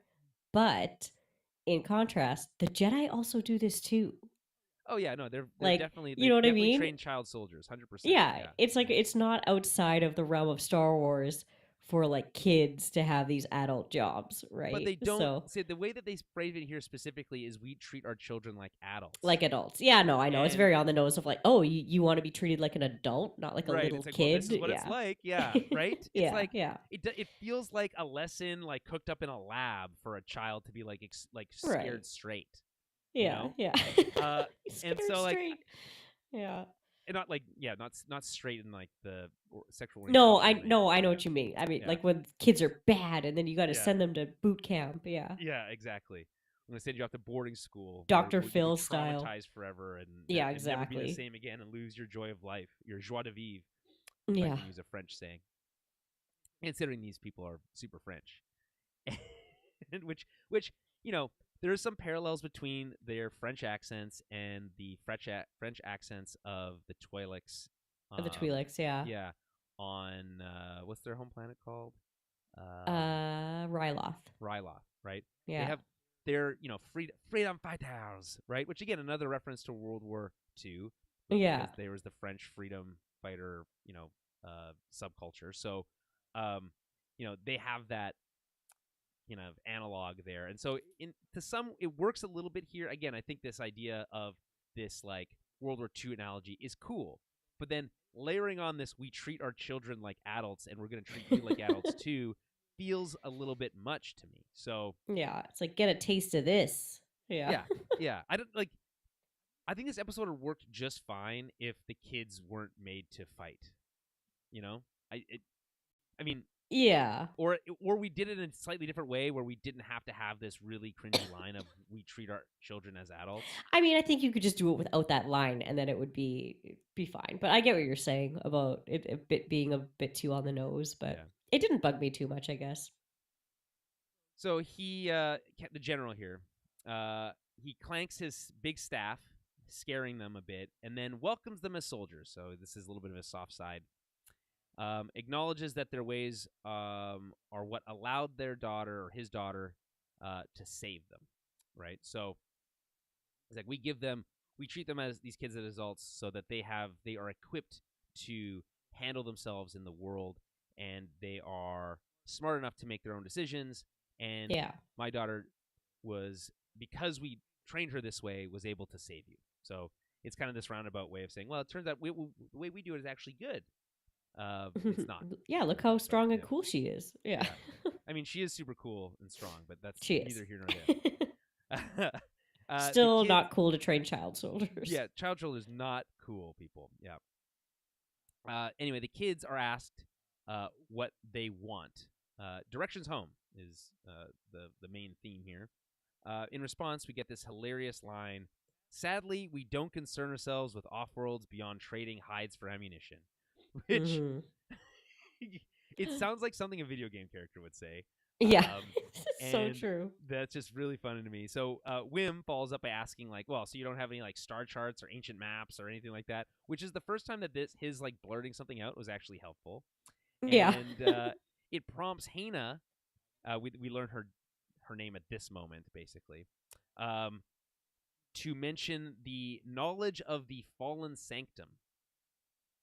And so I guess the question I get at this point is, what do we think this idea of a fallen sanctum and what we know of what it is later tell us about Attin, in your opinion? What does the idea of a fallen sanctum mean? Yeah, Well, like to me, yeah, okay. Yeah, go ahead. Well, it's just like it's protected knowledge to me. Like it's a place where there's, because in this one that we see later, it has literal coordinates to other planets, right? So I would assume, Attin has one that's similar, and it has this like protected knowledge that not everybody's allowed to know about for whatever reasons, right? So that's what I get out of it, is that there's like, because what do they also call it, that when they go there, they're like, oh, it's like the supervisor's tower or something. Yeah, it's exactly back. It's the supervisor's So I'm tower. like, oh, okay, so only the supervisor's allowed to be up there, and like whoever works closely and the with supervisor him for sure is an AI, by the way. There's no way. Yeah, probably. It's like 100%. Like a person. Yeah, I will bet my right kidney, which it's like could a have droid. a kidney stone. Yeah, But and they're all linked. It's so good. So I think no, because we see that, like, when we go to the tower later, we see up in the ceiling there's this like big orb thing. Mm-hmm. Yeah. I think that's a big computer brain. Makes sense. So yeah, that's kind of what I get from it. It's like that very, the common folk aren't allowed to know about the goings ons and the info and what this place really is and what it really means. Yeah, I think what this is pointing to, and this is maybe not much of a reach, but I'll say it anyway, which is that the people of Akron discovered that their lives were being controlled by a computer, and they didn't like it. Right. Yeah. Classic human versus computer stuff. Yeah. They revolt, overthrew and then they overthrew the computer machine thing, and then the society collapsed because they couldn't agree on leadership or a bunch of other things. Of course, it kind of collapses into chaos and whatever. Right. Yeah. Because there's no computer can control everybody anymore. Mm-hmm. And it lives up in that big tower, and that's why, like, the fallen the sanctum of the robots, or the sanctum of the AI, and forbidden knowledge just being like the stuff that we don't care about, because it's about off-world stuff. We only care about that if they're bringing guns in exchange for hides. I'm not sure what hides, how those hides are valuable to people off-world, but sure, depends on the animal, I guess. Who knows? Well, we know the animal. It's that like. Well, you know what I mean, those EOPs or whatever. Yeah. But I don't know. Maybe there's something cool about their skin, or maybe it's just fancy. I don't know. Like I just think it's a funny thing to say. Yeah. Anyway, but again, it's one of those like basic, sort of war-torn tribe fighting, or between tribe fighting, where it's like the only currency that matters is weapons, like, and like hides and like food kind of thing, right? So yeah, I get it. It just seems a little oversimplified. Like, right, I think it's like, one why thing... do the hides matter? Weapons are one thing. Hides? Why does that care? It's like, there's I just gotta feel like stay we could have warm. got one half step further and make that a little bit more interesting. But anyway, obviously the kids are curious about this fallen sanctum, but it's too dangerous to go, so they'll have to prove themselves first. But we do learn that there's apparently carvings with coordinates for other planets, which is very convenient for the kids. Like, oh, great, that's exactly what we need. Sweet. Directions. Yeah. It's a distant place. You would not survive the journey. That's what the general says. However, he says he does see potential in the kids. Maybe we can use them. Train with my warriors, and we will decide if you are ready to brave the fallen sanctum. And we get a great line from Fern, which is, "We are not afraid," which I think is a great juxtaposition with her, crisis of conscience that she has later in the episode. Yeah, yeah. Also, Neil's definitely afraid. Oh, yeah, he's super afraid. He admits it, too. He always says it. He's not afraid to admit when he's afraid, which is a good and strong, emotionally intelligent thing to do. It's true. Very true. Don't, it's okay to admit when you're afraid. Unless you're a pirate, in which case that could get you killed. True. Back on the Onyx Cinder, Jod is helping 33 jog his memory by guiding. This is so weird to me. He's like holding his arm, like the droid's arm, like he's like an old lady. He's helping cross the street and down the ramp. I guess maybe the ramp is hard for him because he only has one. Yeah, he's got a peg leg. Yeah, I guess so, but we've never seen him struggling with the ramp before. It's just it's a funny visual to me. Because, yeah, helping a droid out like that. It definitely like solidifies the concept of him like helping him jog his memory because it's like, oh, that's what we do with old people. Well, yeah, he's like trying to show like, oh, look how compassionate I am. I'm helping you. Yeah. Anyway, he says he remembers a tower, but nothing really else. Obviously, we know what that tower is later. Jod is like, no, not a tower. Treasure. We want treasure. But 33 starts talking about warriors, which leads to reveal that they are surrounded by a large group of said warriors who also ask them what flag they fly. This is the Troik's enemies, the Hattins or whatever. And this is a really funny moment for me because instead of putting up a fight, Jod just like looks exasperated, puts his hands up, and is like, you know what? Just shoot me. I love that. What do you think is going through his head here? Yeah, I don't know. I thought that was really funny. He's just like, I'm so over this bullshit. Like, I don't think he actually wanted them to shoot him, but it's, it's just kind of one of those things where he's like, yeah, I immediately surrender. Just like, what do you want? Like, I don't have the energy for this, which is a very funny and very piratey way to just like kind of deal with something like that.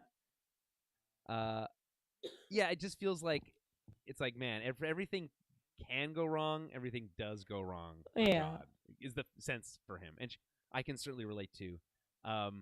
And it's like, man, are you kidding me? I'm like, where he's finally making some headway on this whole Attin mystery thing. Maybe there's something locked away in SM33's memory circuits. And then as soon as he's making a little bit of progress, just a bunch of random warriors immediately surround them, and it's like super easy for them to capture him. It's like, oh my God. He's like, you know what? Never mind. I'm not even gonna try. Yeah, it's like, how many times are we gonna be screwed over or captured on this adventure? It's just a really good line read, I think. It is. It was really good. So we head back to the Troik base, and the kids are training with weapons, complete with sandbags. Again, very World War II themed look here. Shooting at cans. Most of them are having a really fun time. They're like, "Yay, look at us using guns!"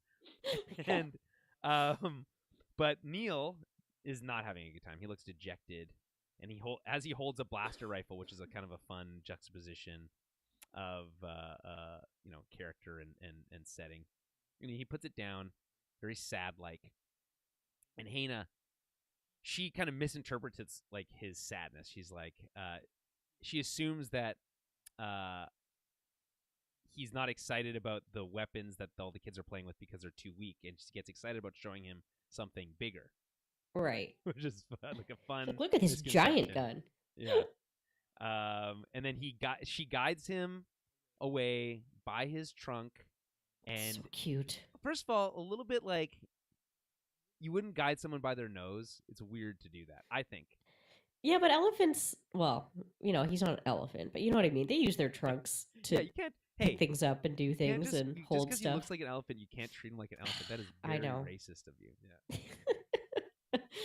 I know. Okay, I'm sorry. Next, you're gonna tell me he looks like that other blue alien elephant species. I think he does. Max Rebo? No, I know. He does look like Max Rebo. It's dumb that he's not Max Rebo. It's dumb that he's not the same species. Yeah. It's stupid.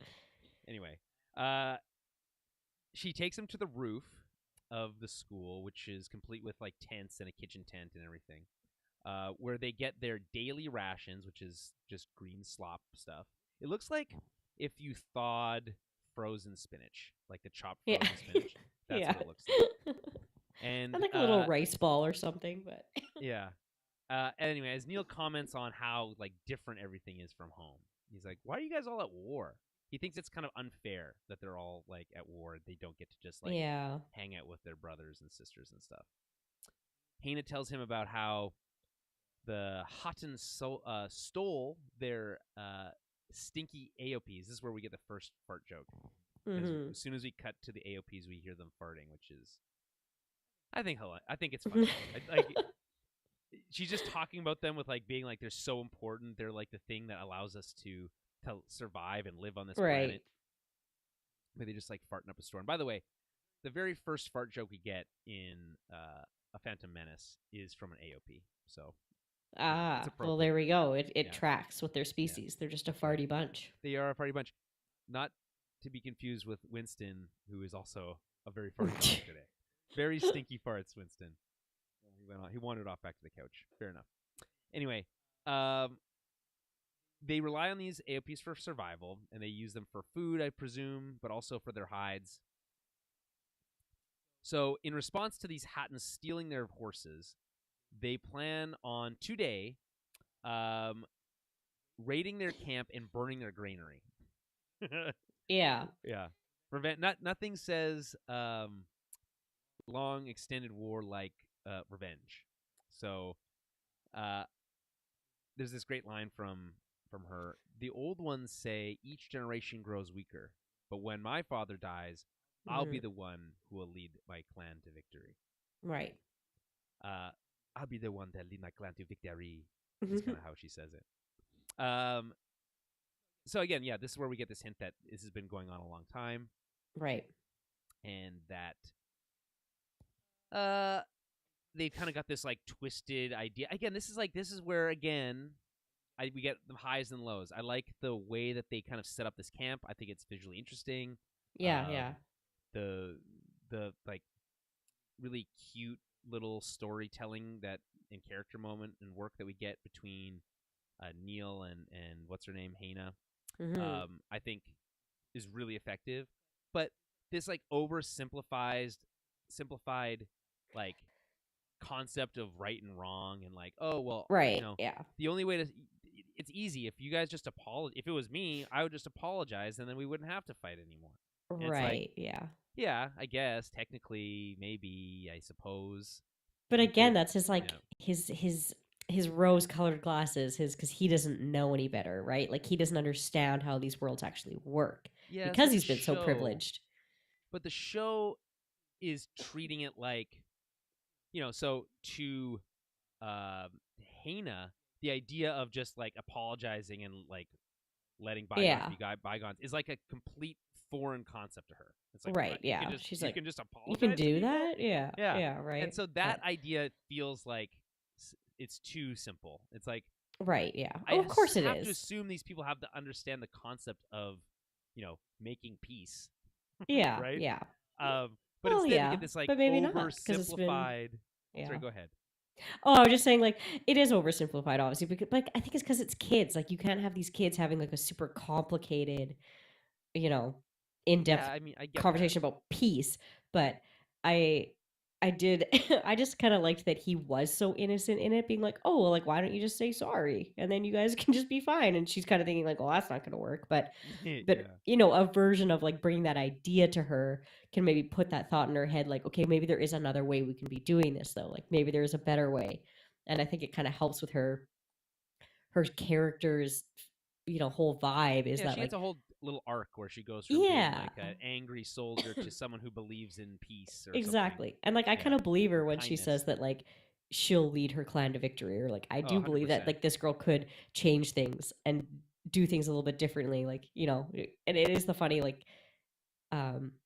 the quote about how like, oh yeah, all the older generations think the younger ones are weaker, and like we hear that all the time with like older generations, like, oh, these young millennials, these young like Gen Z, they don't want to work. They don't want to do the work that I had to do. But I don't think that's what they're. I don't think that's the reference they're making. No, I don't think it's the reference. I just mean it's like it's like a similar whatever vibe to like, Sure. I think you know, what they're saying is when hear. the But older ones say each generation grows weaker, I think what they're saying is in like that their elders, like the oldest of them, yeah, believe that this continuing war is only making life harder and it's making. worse Oh, off for okay. each I see that too. Yeah, subsequent generation. gotcha. So there is some concept there. So here's the thing: you're right. This is a show for kids. We're seeing it from the kids' perspective, so we get these oversimplified, Yeah. you know, concepts. But you know, maybe a little bit more sophisticated of a show could explore these concepts in parallel, like the more complex ideas of these Yeah. concepts in parallel. Yeah. But we really only get this oversimplified version, and I think it makes it feel too much like a storybook Okay. Yeah. style Fair enough. of Like there's storytelling, like a like a what's the word? moral, A yeah, moral to the story every time. yeah. Yeah. And it's like again very convenient. Oh, this war torn these two, the what are the Romeo and Juliet family, the Oh, Capulets and star-crossed the lovers. yeah. Well, no, The I mean kind Montagues of, and the but like Capulets. yeah, that's the one. It's like they hate each other, right? And it's like if only they could make Mm-hmm. peace.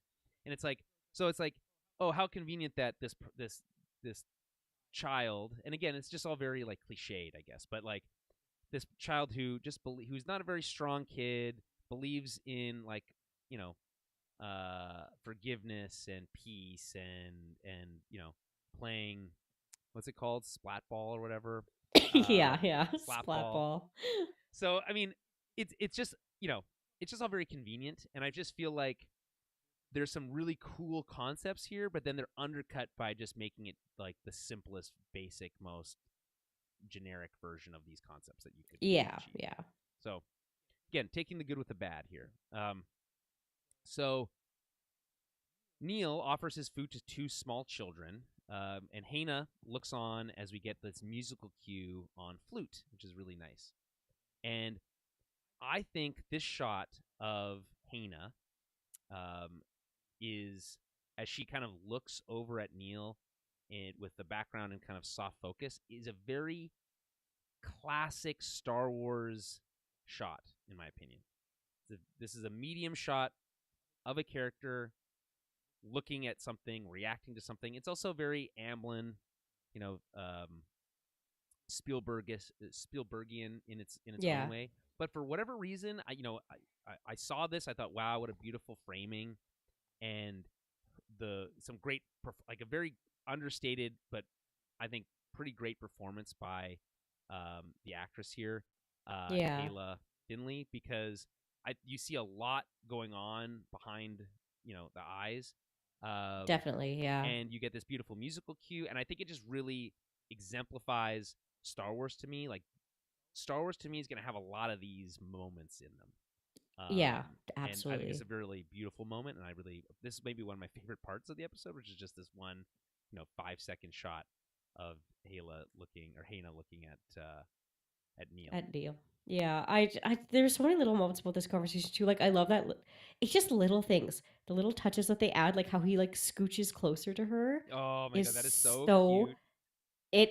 it brought tears to my eyes. It was so cute. I'm like, oh my Yeah, god, look at watching this little people connect, scooch. right, and like Oh the innocence of it, right? It's just like, yeah, she's like, I've never met anyone like this before, and he's like, oh, I've never yeah, made friends like you yeah. before. But It's just he kind of so just brings sweet. his sweetness to it, Mm. right? It's just so sweet when you can see those little, like, I don't know. I get to see them with my kid all the time. Like the other day, I went to pick him up at daycare, and one of the other like kids was like crying, and my kid just like went up to them and like kissed them on the face, and the kid just like was like almost like shocked and just like immediately stopped crying. I was Oh, like, that's cute. oh, it's just That's cute. cute when you see like kids show like empathy and sympathy and like that kind of thing, and Well, then two they try minutes to later, they'll fix it in bang their that other way. kid over Oh, the head with a block. So, he's a good boy. He doesn't do that, but yeah, at least I well, don't get told he does that. But no, okay, I just love seeing these like sweet moments with these kids in this show.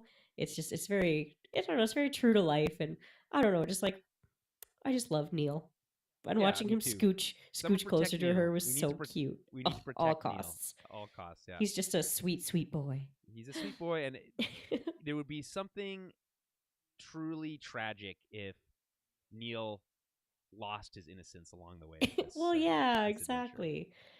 Yeah. It's like imagining, like, I kept imagining in my head, like, fast forward 25 years, And he's like right? a soldier, And like a he's like, well, no, hardened he's just soldier. like a grizzled. He's got like tattoos on his trunk No. and stuff. He's got like an earring on his big Tattoos on ear. his trunk. No, And never. he's like an adventurer, and he like returns to this planet, and she's Yeah. like she's now the leader of the Troiks or whatever, but she's like lost a leg. It's like, Oh my god. like that was running through my head. That was what Yeah. I was imagining, like No. what the worst case scenario is. I'm a pessimist, No. obviously. Neil gets to live a sweet, happy life, and he's gonna be a stay-at-home dad. He would be. He's so sweet. He's gonna make his kids cool lunches. Yeah. Play with them all the time.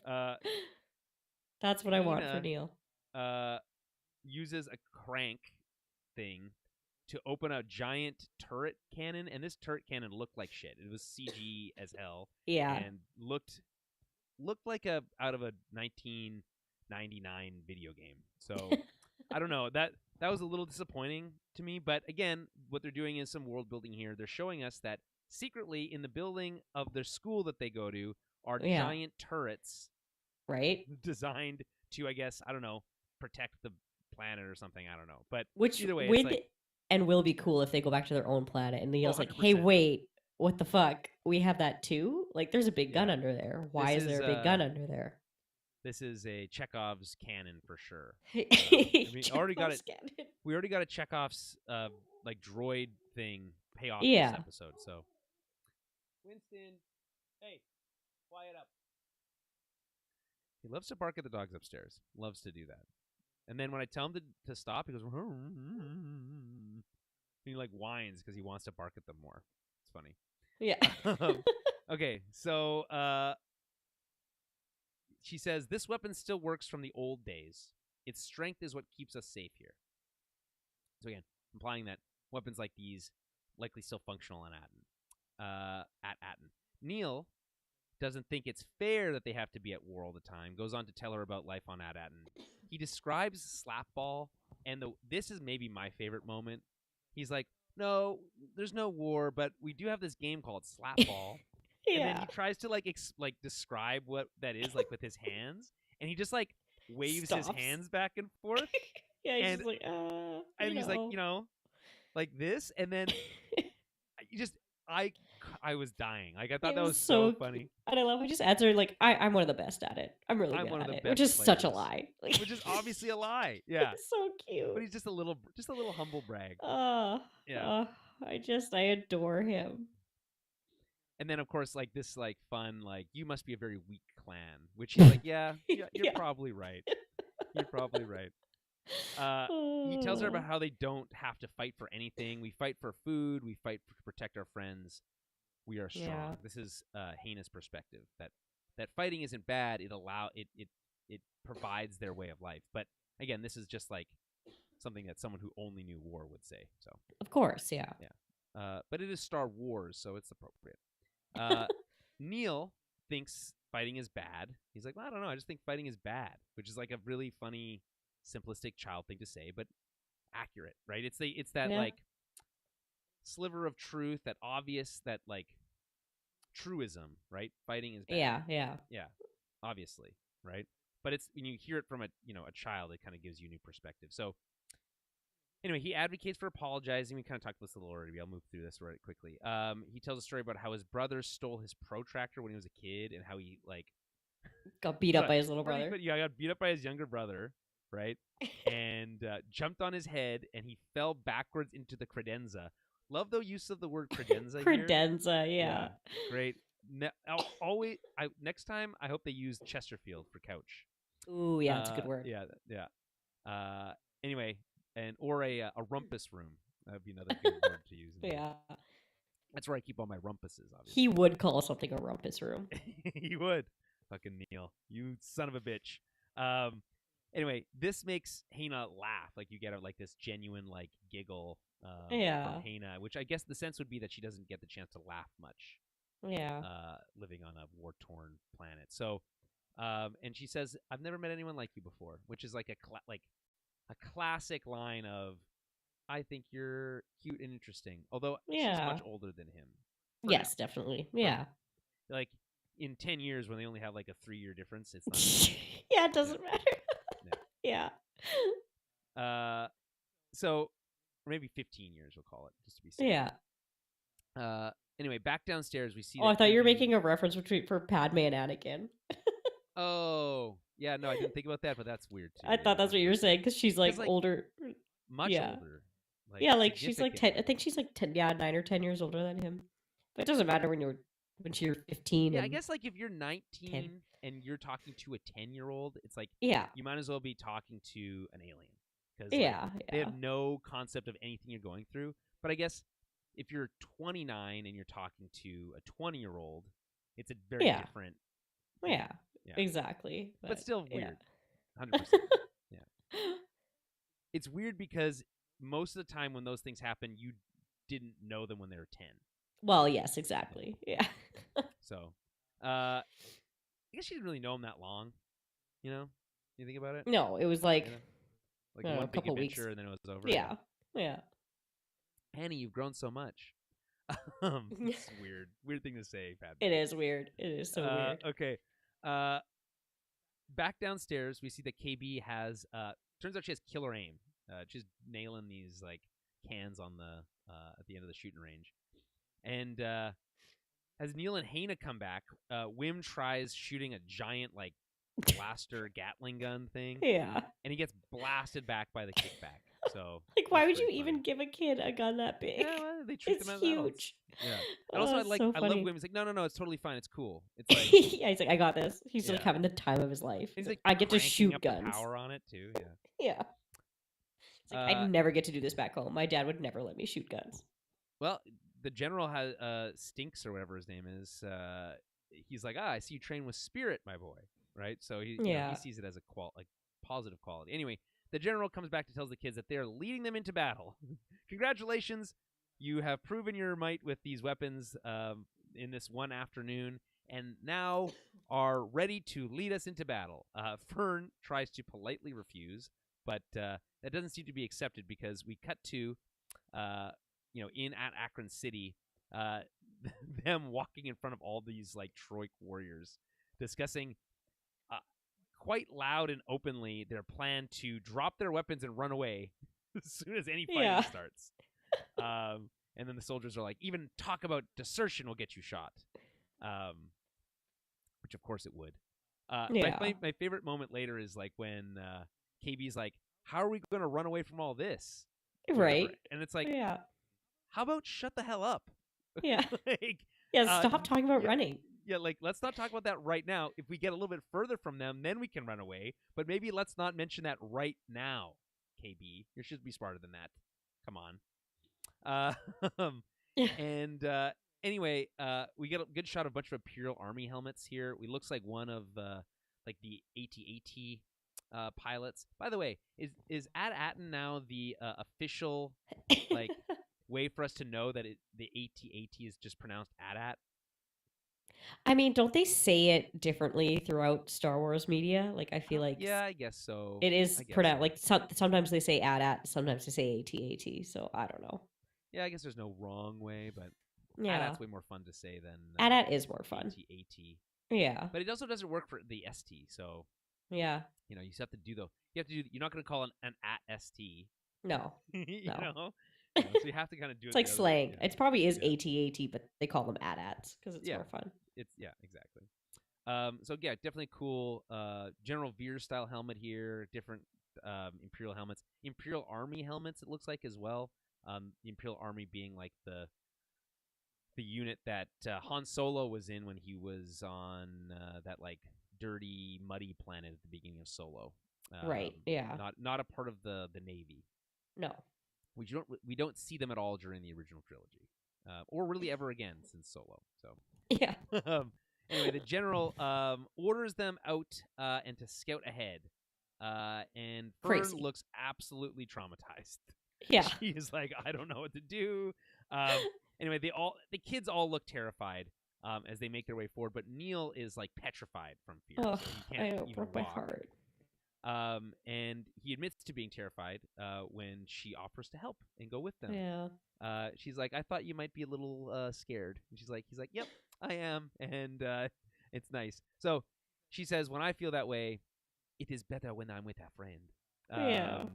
And Very sweet. it's a cute line. When I feel that way, it is better with a friend. Yeah. And it's weird because her dad is like, no, don't go. And she's like, no, I have to. And he's like, okay.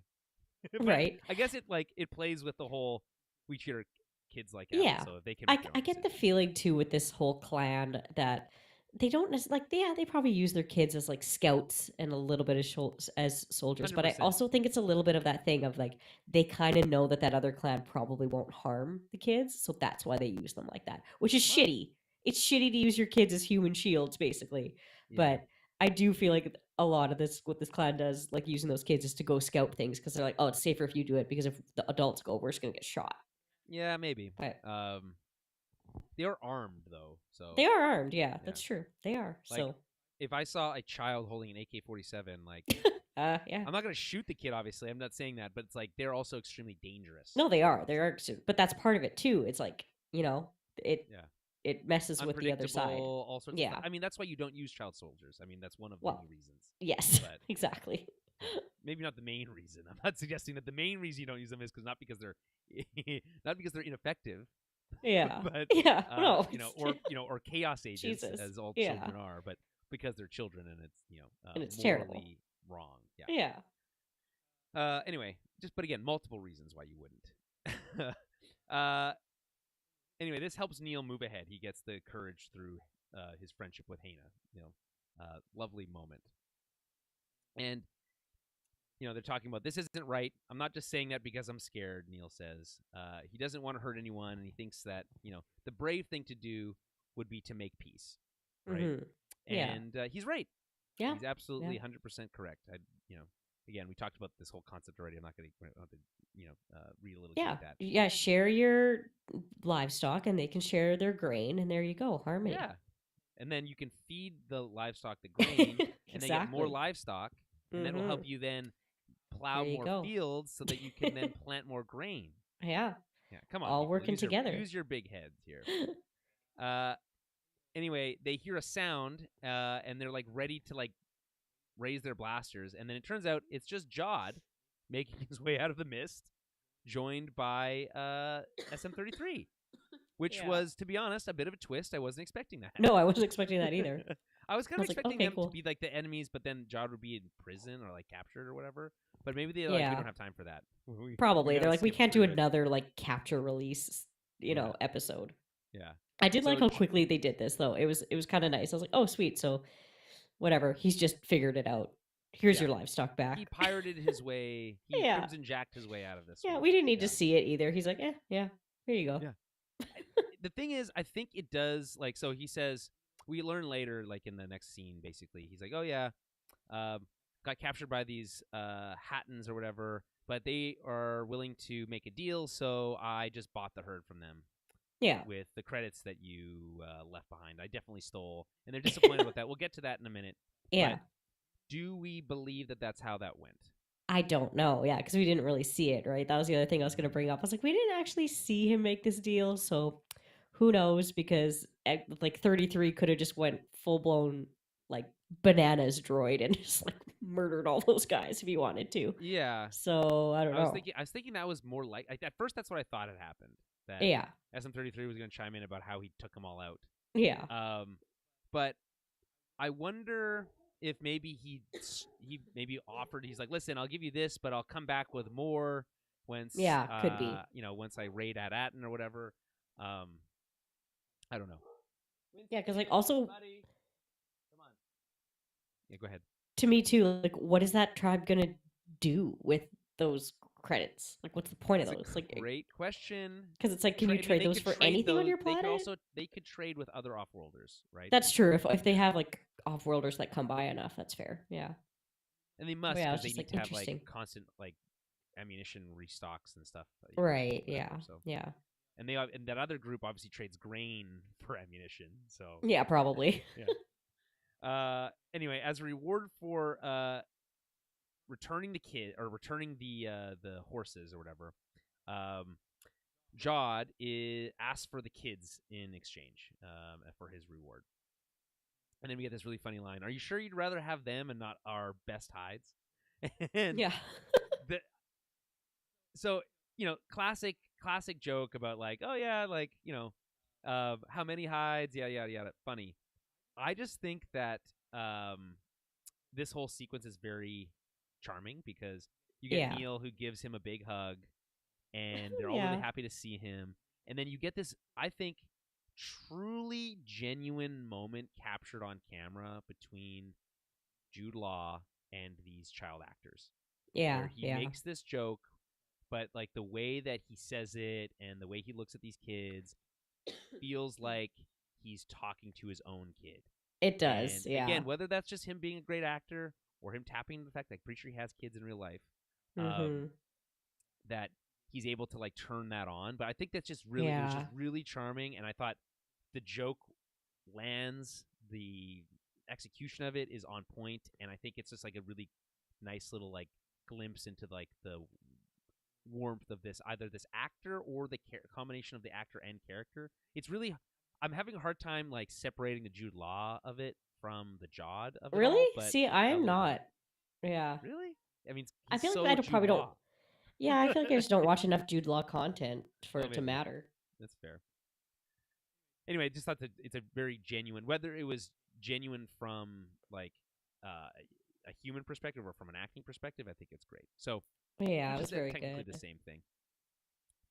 Anyway, Hana offers to take them to the Fallen Sanctum. It's like, if you've proven their worth, we can take you to the secret location now. Cut to Jod telling them about how he escaped from the Attin. Anyway, so he says that how he's like, oh yeah, and just for a few Republic credits, I bought the herd. And the kids are like, wait, where did you get those credits from? Did you steal my credits? Which he had hidden in his sock, by the way, which is cute. Yeah. The kids seem disappointed by that. Although, again, his response is, well, yeah, to save your lives, which, to be fair, Which is would fair. be would be worth it. Yes. Yeah. I wouldn't be that upset if it's like, hey, you stole my shit, but as long as you did it so you could trade it for my life, I'm okay Yeah. with that. Yeah. Wim seems to be like extra like bummed about He's it. Be like, oh, bummed, you like took my stuff. It's it's like but you it's also like, left money in a sock on a pirate ship. So yeah, yeah.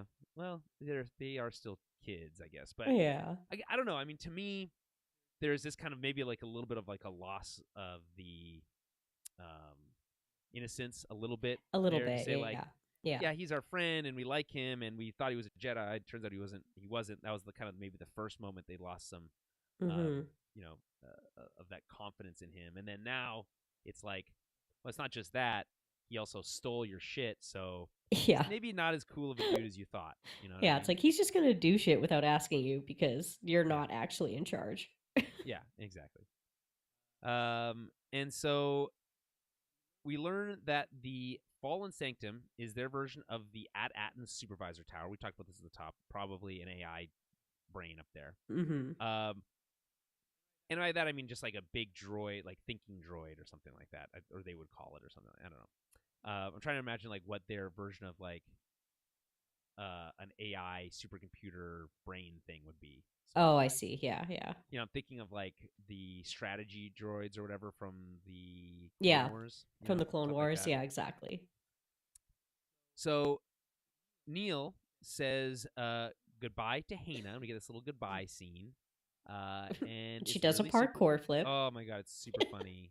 But before we get to that parkouring, uh, we get like this really adorable little moment where he says, like, you should come with us. You can stay at my house. There's lots of room. Oh, Which yeah. is so. So It's like, sweet. hey, if he did bring her back, I think his parents seemed chill enough that they would let this young girl Absolutely, they would. live with They'd be them. like, "Oh, But cool. Okay." yeah, oh, this poor little girl needs our help. So Yeah. they would.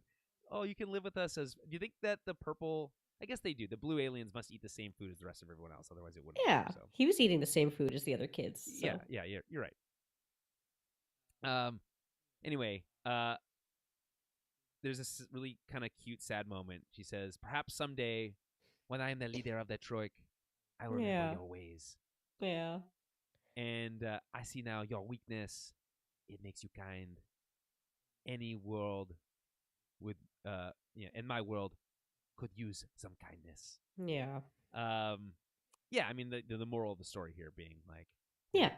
kindness kill them Is a with kindness strength. is Yeah. the whole move, right? And kindness is not a Exactly. weakness. This is something that's constantly reiterated to us in media all the time, but for some Right. reason is never internalized by actual human fucking beings Just on the planet can't Earth. be reflected. Yeah. Yeah. Hey, So true. it's crammed into your head constantly. Everywhere you turn, there's people telling you, "Hey, kindness isn't a weakness. Hey, isn't that? Yeah. Hey, don't you remember that from all the children's stories you read and also every single thing ever? You can't apply that to your real life? Oh, wow. Okay. Unfortunate. Yeah. Anyway, just me and my disillusionment with humanity. Um, so again, this reminds me of this like World War II moment where it's like you say goodbye to the French peasant that you met on your journey through France to go kill Hitler. Oh, So yeah. anyway, she looks off into the middle, like the way that she like looks off into the middle distance, as if she's like posing for the camera, all really like reinforces that. But I think it's also like on purpose. She's also wearing this like very specifically World War II helmet the whole Right. time that Yeah. this is happening. So anyway, that definitely lands for me. Uh, and anyway, she gives him a little kiss on a little smooch, So a little nice. So smooch on the cute. trunk. Just She a little says, kiss on the cheek. "Yeah," because Jod interrupts him and saying like, "Hey, don't mean to Yeah, we interrupt, got but to I get do. moving. But let's get going here." And he's like, "I don't know what to say." And then she says, "Then for once, say nothing," which Yeah. does feel like a very mature thing for a young girl like that to say. But That's true, but yeah, she's she's got to be quite mature. mature. Yeah. Yeah. And we get this really sweet musical cue that plays over this moment as he gets a little smooch. And do we get his cheeks turning all rosy again in this? I didn't really notice, but probably. Yeah, probably. Yeah, he's blushing. Anyway, she leaves by flipping over stuff and parkouring and running away. It's super funny. Any thoughts on this? This little romance that they had, or No, I anything else? thought it was very sweet. It's like, to me, it's not like necessarily not really a romance. It's just kind of like, these two kids from What's different the worlds. Well, yeah, Maybe the a little little bit, crush. but Yeah, yeah. yeah, a little, like, kind of learning each other's ways, Yeah, it's and a little, it was just like very childhood sweet. like crush thing Yeah, that's true. situation. That's true. Yeah, you're right. Yeah, you're right. It was very sweet. Everything about their interaction with each other, I just loved. It's Yeah. very I hope cute. maybe one day we'll meet Hana again Yeah. when she's the leader of the Troik. Yeah. Yes, Uh. exactly. Anyway, we get a very Star Warsy screen wipe to the gang entering an old lift. It's weird that we have this scene at all. Mostly, this scene um, shows that they're very confident in using a elevator that looks very broken down. I would not Yeah. feel confident Lots of using one holes of in those. it. Yeah, and that reiterating a lot of things that we already know from this episode that we learned like 10 minutes before. So feels a little redundant to have this. Like, I know it's very brief or whatever, and maybe it's important to like reiterate these things, but it does feel a little redundant. So uh, anyway, they get to the top and they enter a large room with these massive pillars kind of in a circle, and it's the big orb at the top of the tower. And you also see that big Hmm. orb in the ceiling. Again, my theory is that orb is like a big brain droid. So Yeah, I yeah, could definitely see that making sense for sure. some sort of brain bug. Yeah, That's my reference big to droid brain. Starship Troopers. Some sort of smart bug, some sort of brain bug. Yeah. Um, and then have you ever seen that movie? You've much never No, seen Starship I have Troopers. not. Yeah, No. it's a great movie. Uh, it's an amazing movie, bunch of different reasons. But anyway, they capture this big brain bug, and then Neil Patrick Harris, who plays like a telepath, he like walks up to this big brain bug and he says, "It's afraid," and everyone cheers. Anyway, it's a whole thing. Yeah. Oh my god. Anyway, they enter this big room. Jod enters and says, "Ugh, another ruin. Not much here." If I was entering a real ruin, I'd be pretty excited about it personally. Right? It'd be so Um, fun. yeah. I mean, you got to watch where you step. You don't want to fall through the floor. Yeah, But, exactly. yeah. The kids spread out looking for stuff, and Wim finds a dusty old plaque on the wall that doesn't say at Attin, but instead at A2, complete with galactic coordinates underneath. A clue, a first real clue in a while, right? So they find a Yeah. few more. Next is at Akron, the current planet they're on, obviously. At Arisia, at Erevan, and at Akoda are Right. Yeah. the different ones. I haven't seen anything that like identifies like if there's any additional meaning to this or why they have all the at names or whatever. But again, helps kind of create this theme, so it works. Yeah. Yeah. I mean, Neil finds at Attin because of course he does because he's the star of this episode. But the coordinates have been destroyed. And I know it says that or SM33 says he destroyed it, but my first thought when I saw it was it looked like a lightsaber had I cut thought it. the same thing. It looked like a lightsaber cut it. Yeah. But I guess not. He Unless could have SM33 blasted is it, a or he could have used any kind of different weapon, like maybe a he used that whatever. maybe he used that big blowtorch he loves so much. Yeah, that's true. Could have. Yeah. Anyway, 33 surprisingly chimes in to inform them all that he was the one who destroyed the coordinates. Yeah, I love these little bits of memory that come back to him. Yeah, it's very cool. fun. It's very, again, convenient. You know, it's like, of course, I didn't remember before the script. But it works as a part of a, like, this type of mystery where you get little, you know, little bits at a time. Yeah, little crumbs to go it's off. Like it just, and it's funny how it just jogs his memory in a way of like, oh yeah, I did that. It's just like, oh yeah, he just I assumes, destroyed it. Yeah, it's like, yeah, that was me. It's I like also supposed to be like how- common knowledge. I also like how he's like, oh yeah, I destroyed it, and he's like, you destroyed it? He's like, destroyed what? Yeah, yeah. Which is so funny to me because He's got a real squirrely brain going on. Yeah. It's actually a rat that's in there, but that's fine. Yeah, it's different true. rodent. Rat brain. Yeah. I always say I have a rat brain. Do you actually say that? Is that a I say it all the from time. Selkirk that I don't know if it is. I say it a lot that I blame my rat brain for things. I'm like, oh, sorry, it's just my rat brain. It just means like scatterbrain. That's funny. It's just a scattered, unorganized. Maybe should, like, rethink using that one. Maybe they come up with something less self-deprecating. But yeah. No, I like how self-deprecating You want it people. is. You want people to associate you with a rat. Yes, they get it. Rats are universally the worst creature. Like, I feel like a squirrel brain would make more sense to say, because then like people like squirrels, mostly. Yeah. Whereas I don't know. hate rats, right? They carry disease. I just feel like garbage.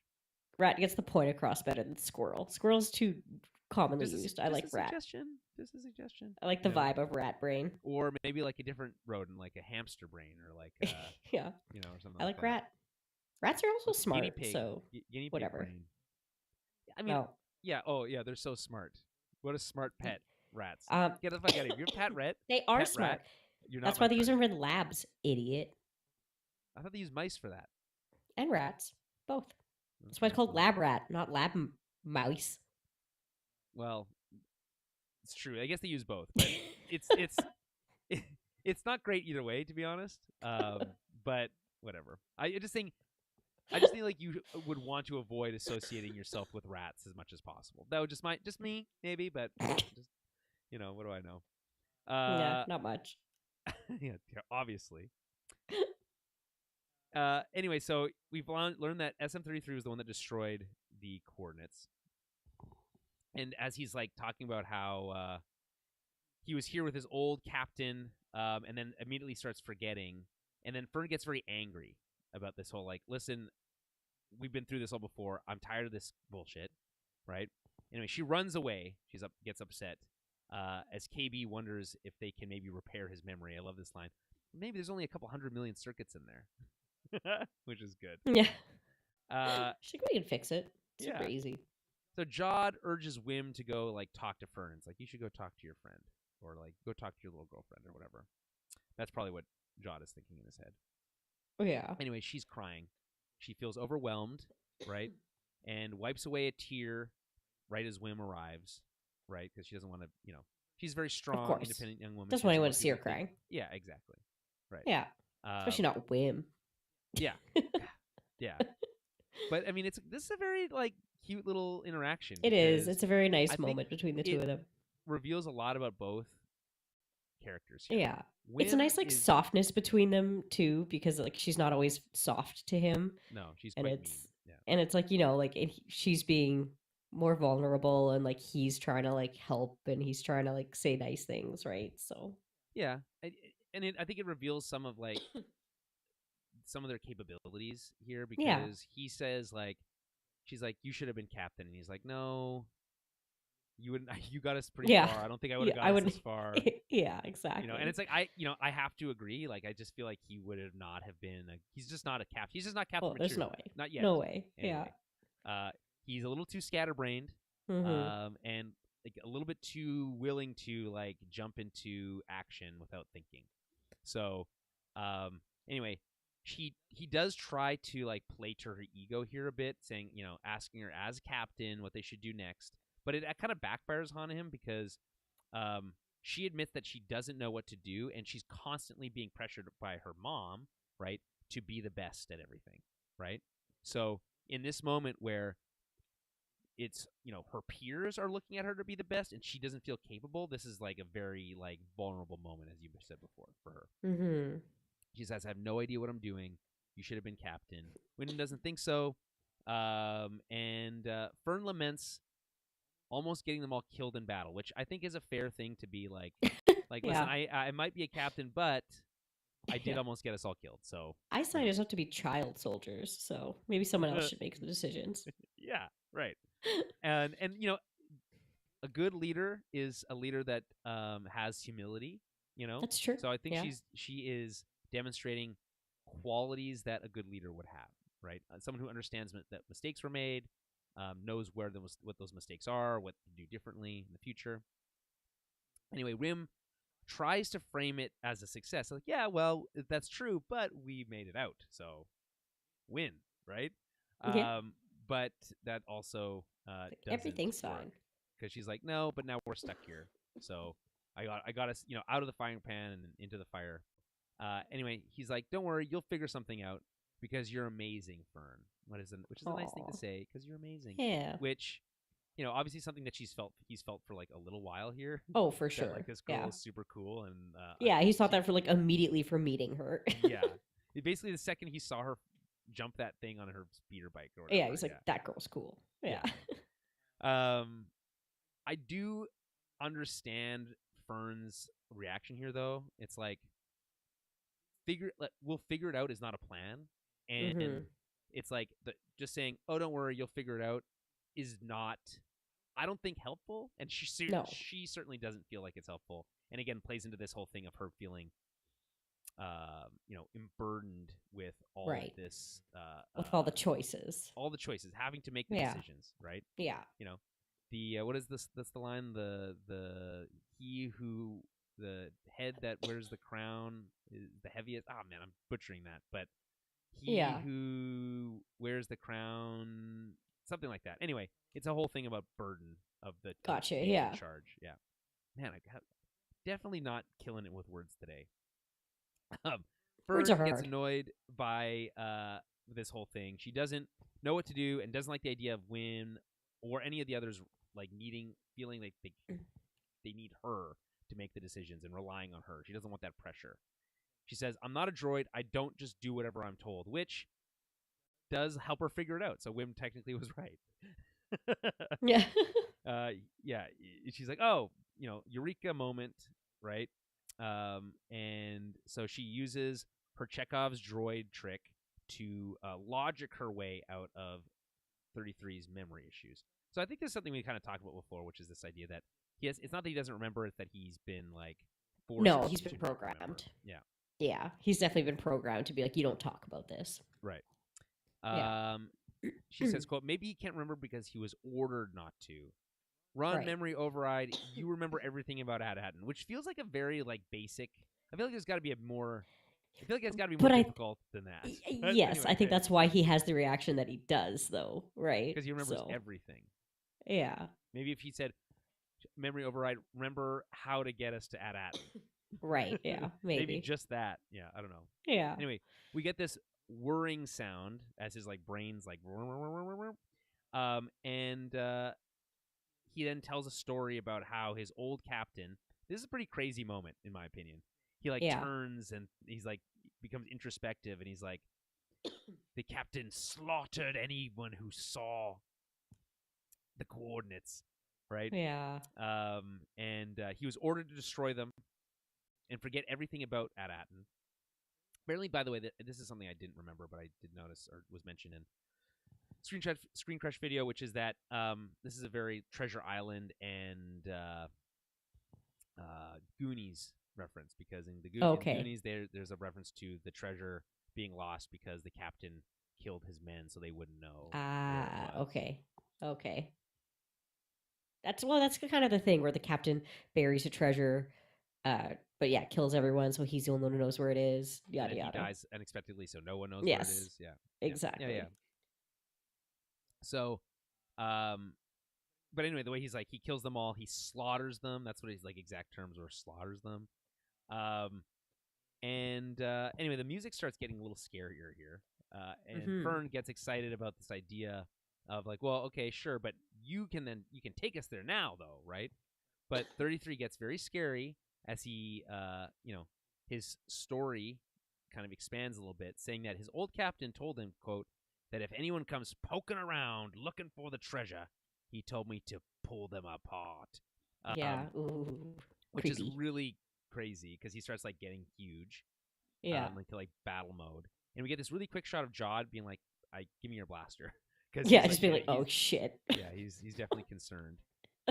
And then 33 starts repeating, "Pull him apart, pull him apart, pull him apart," as he grows into this combat mode, and the music takes on a strong horror vibe, and then we get this really, unsettling wide angle shot of like the camera attached to SM-33 as he like moves around, and it's all distorted and stuff. It's a really effective camera move. It was very good. Yeah. To convey the like scariness and the I wasn't expecting this like turn from him either, like especially to turn whatever on the kids. So I was like, oh, this is really, really cool. But yeah. This came as a surprise. Like the idea that, okay, there's some stuff in his memory that's interesting. What I wasn't expecting is the the trap. that it's a trap, which is cool, right? Yeah, it is very cool and very smart. It's a very piratey thing to do. To set a trap. In the droid, no less. In your own, exactly. But like, I guess the idea would be he wouldn't remember to pull him apart unless someone had made him remember that. So, yes, yeah. So it's like someone's digging for info, right? I guess. You think that's what he meant originally when he said "come poking around"? Do you think he meant poking around his brain or poking around that? I think in general, but yeah. Okay. But also poking around his brain could be both. Anyway, pull him apart. Really crazy, limb from limb. Also, like the imagery of a droid pulling kids' arms. Oh God, yeah.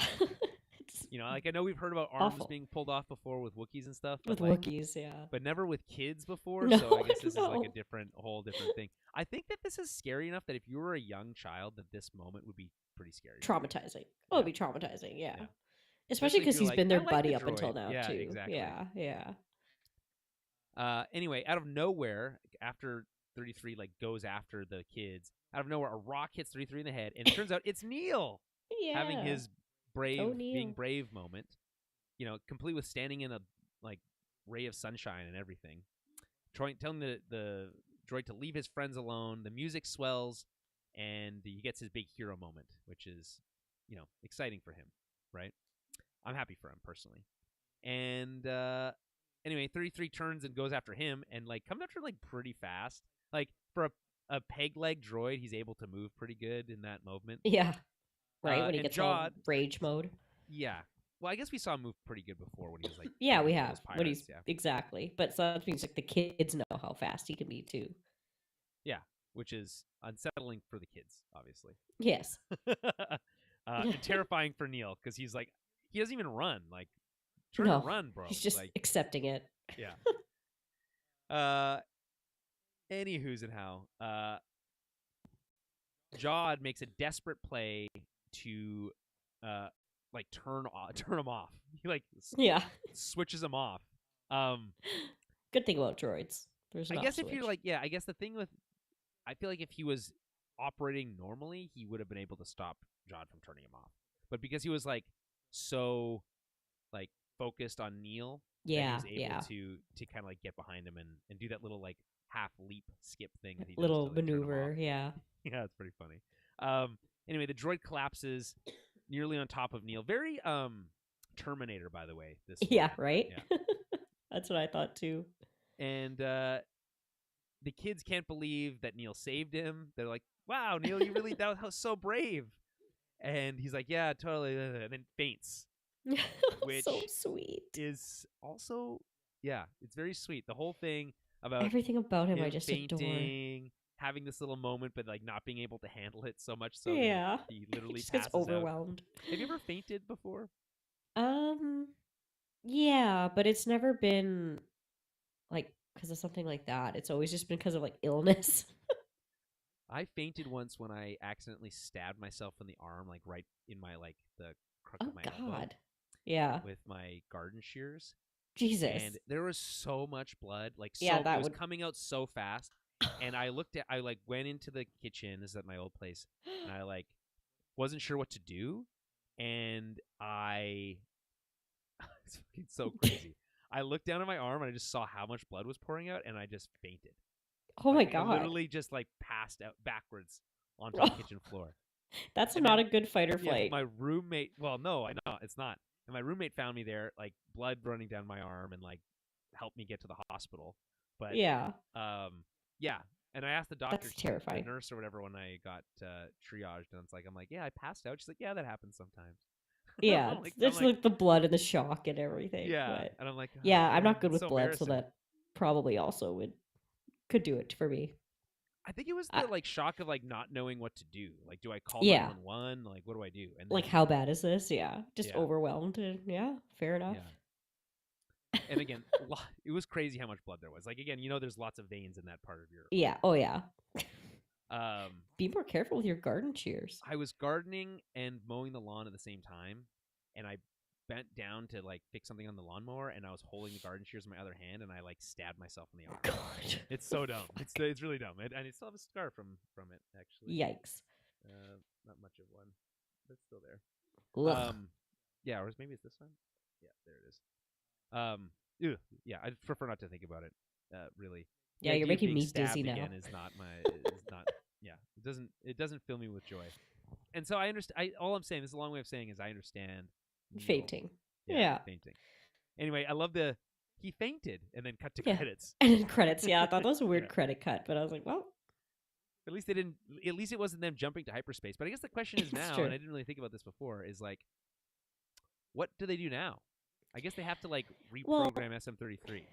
Yeah, they could hopefully reprogram him, but I would assume that maybe they would use the coordinates to one of these other places and go see if they have a tower that they can get the Attin coordinates from. My assumption is what that I would do. If the pirates would have thought that same thing and gone to those same places and destroyed the coordinates there too. If he was killing his own men to preserve the coordinates, yeah, he's not going to just be like, well, you're not just going to leave all these other places that might have it.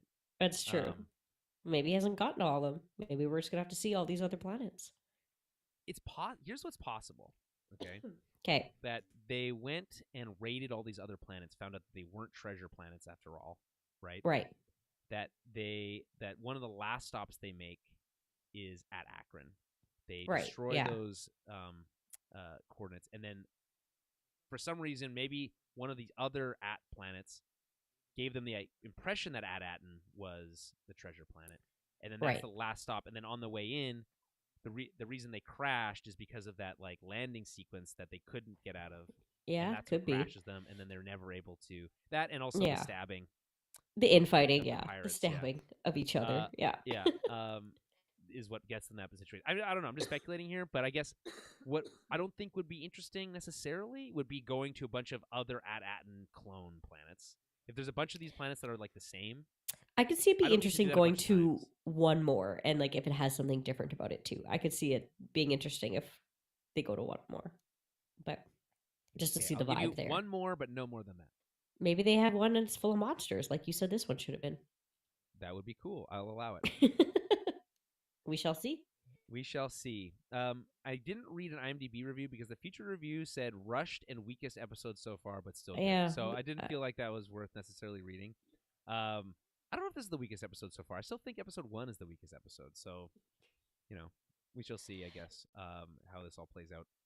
They gave it a 7 out of 10. So they must have liked it at least a little bit. Yeah, that's... I mean, how do you give it a 7 out of 10 and then call it weak? At least they But didn't I throw it don't under know. the bus for having Yeah, that was two so dumb. two same-sex parents that don't even have a line. So, Yeah, you know, whatever. I made an IMDb account just so I could download that guy's review. Comes on that Good. petty. And we encourage everyone to do the same. We encourage everyone to do the Yeah. same. All right. On that note, it is getting late, so Yes. we will wrap it up. Thank you, everyone, for listening. If you've made it this far, you are a real trooper, a real French trooper, Yeah. probably. And we'll be back next week. When specifically is still up in the air. Yeah, we'll have to figure just that given the out. Christmas stuff of it all, with more small screen Star Wars for episode 5 of Skeleton Crew. And again, stay tuned for Family Man as the Patreon movie. I need to get out of this episode. My brain is just slowing down to mush. To our exclusive Patreon film club, we're doing Family Man, the Christmas movie, the Scrooge-like movie from it's like 2001 or something like that. So stay tuned for that. I'm pretty sure that's going to be going out to everybody once we get that recorded. So look forward to that one. And again, next week at some point for episode 4, Skeleton Crew. We'll talk to you then. May the Force be with you.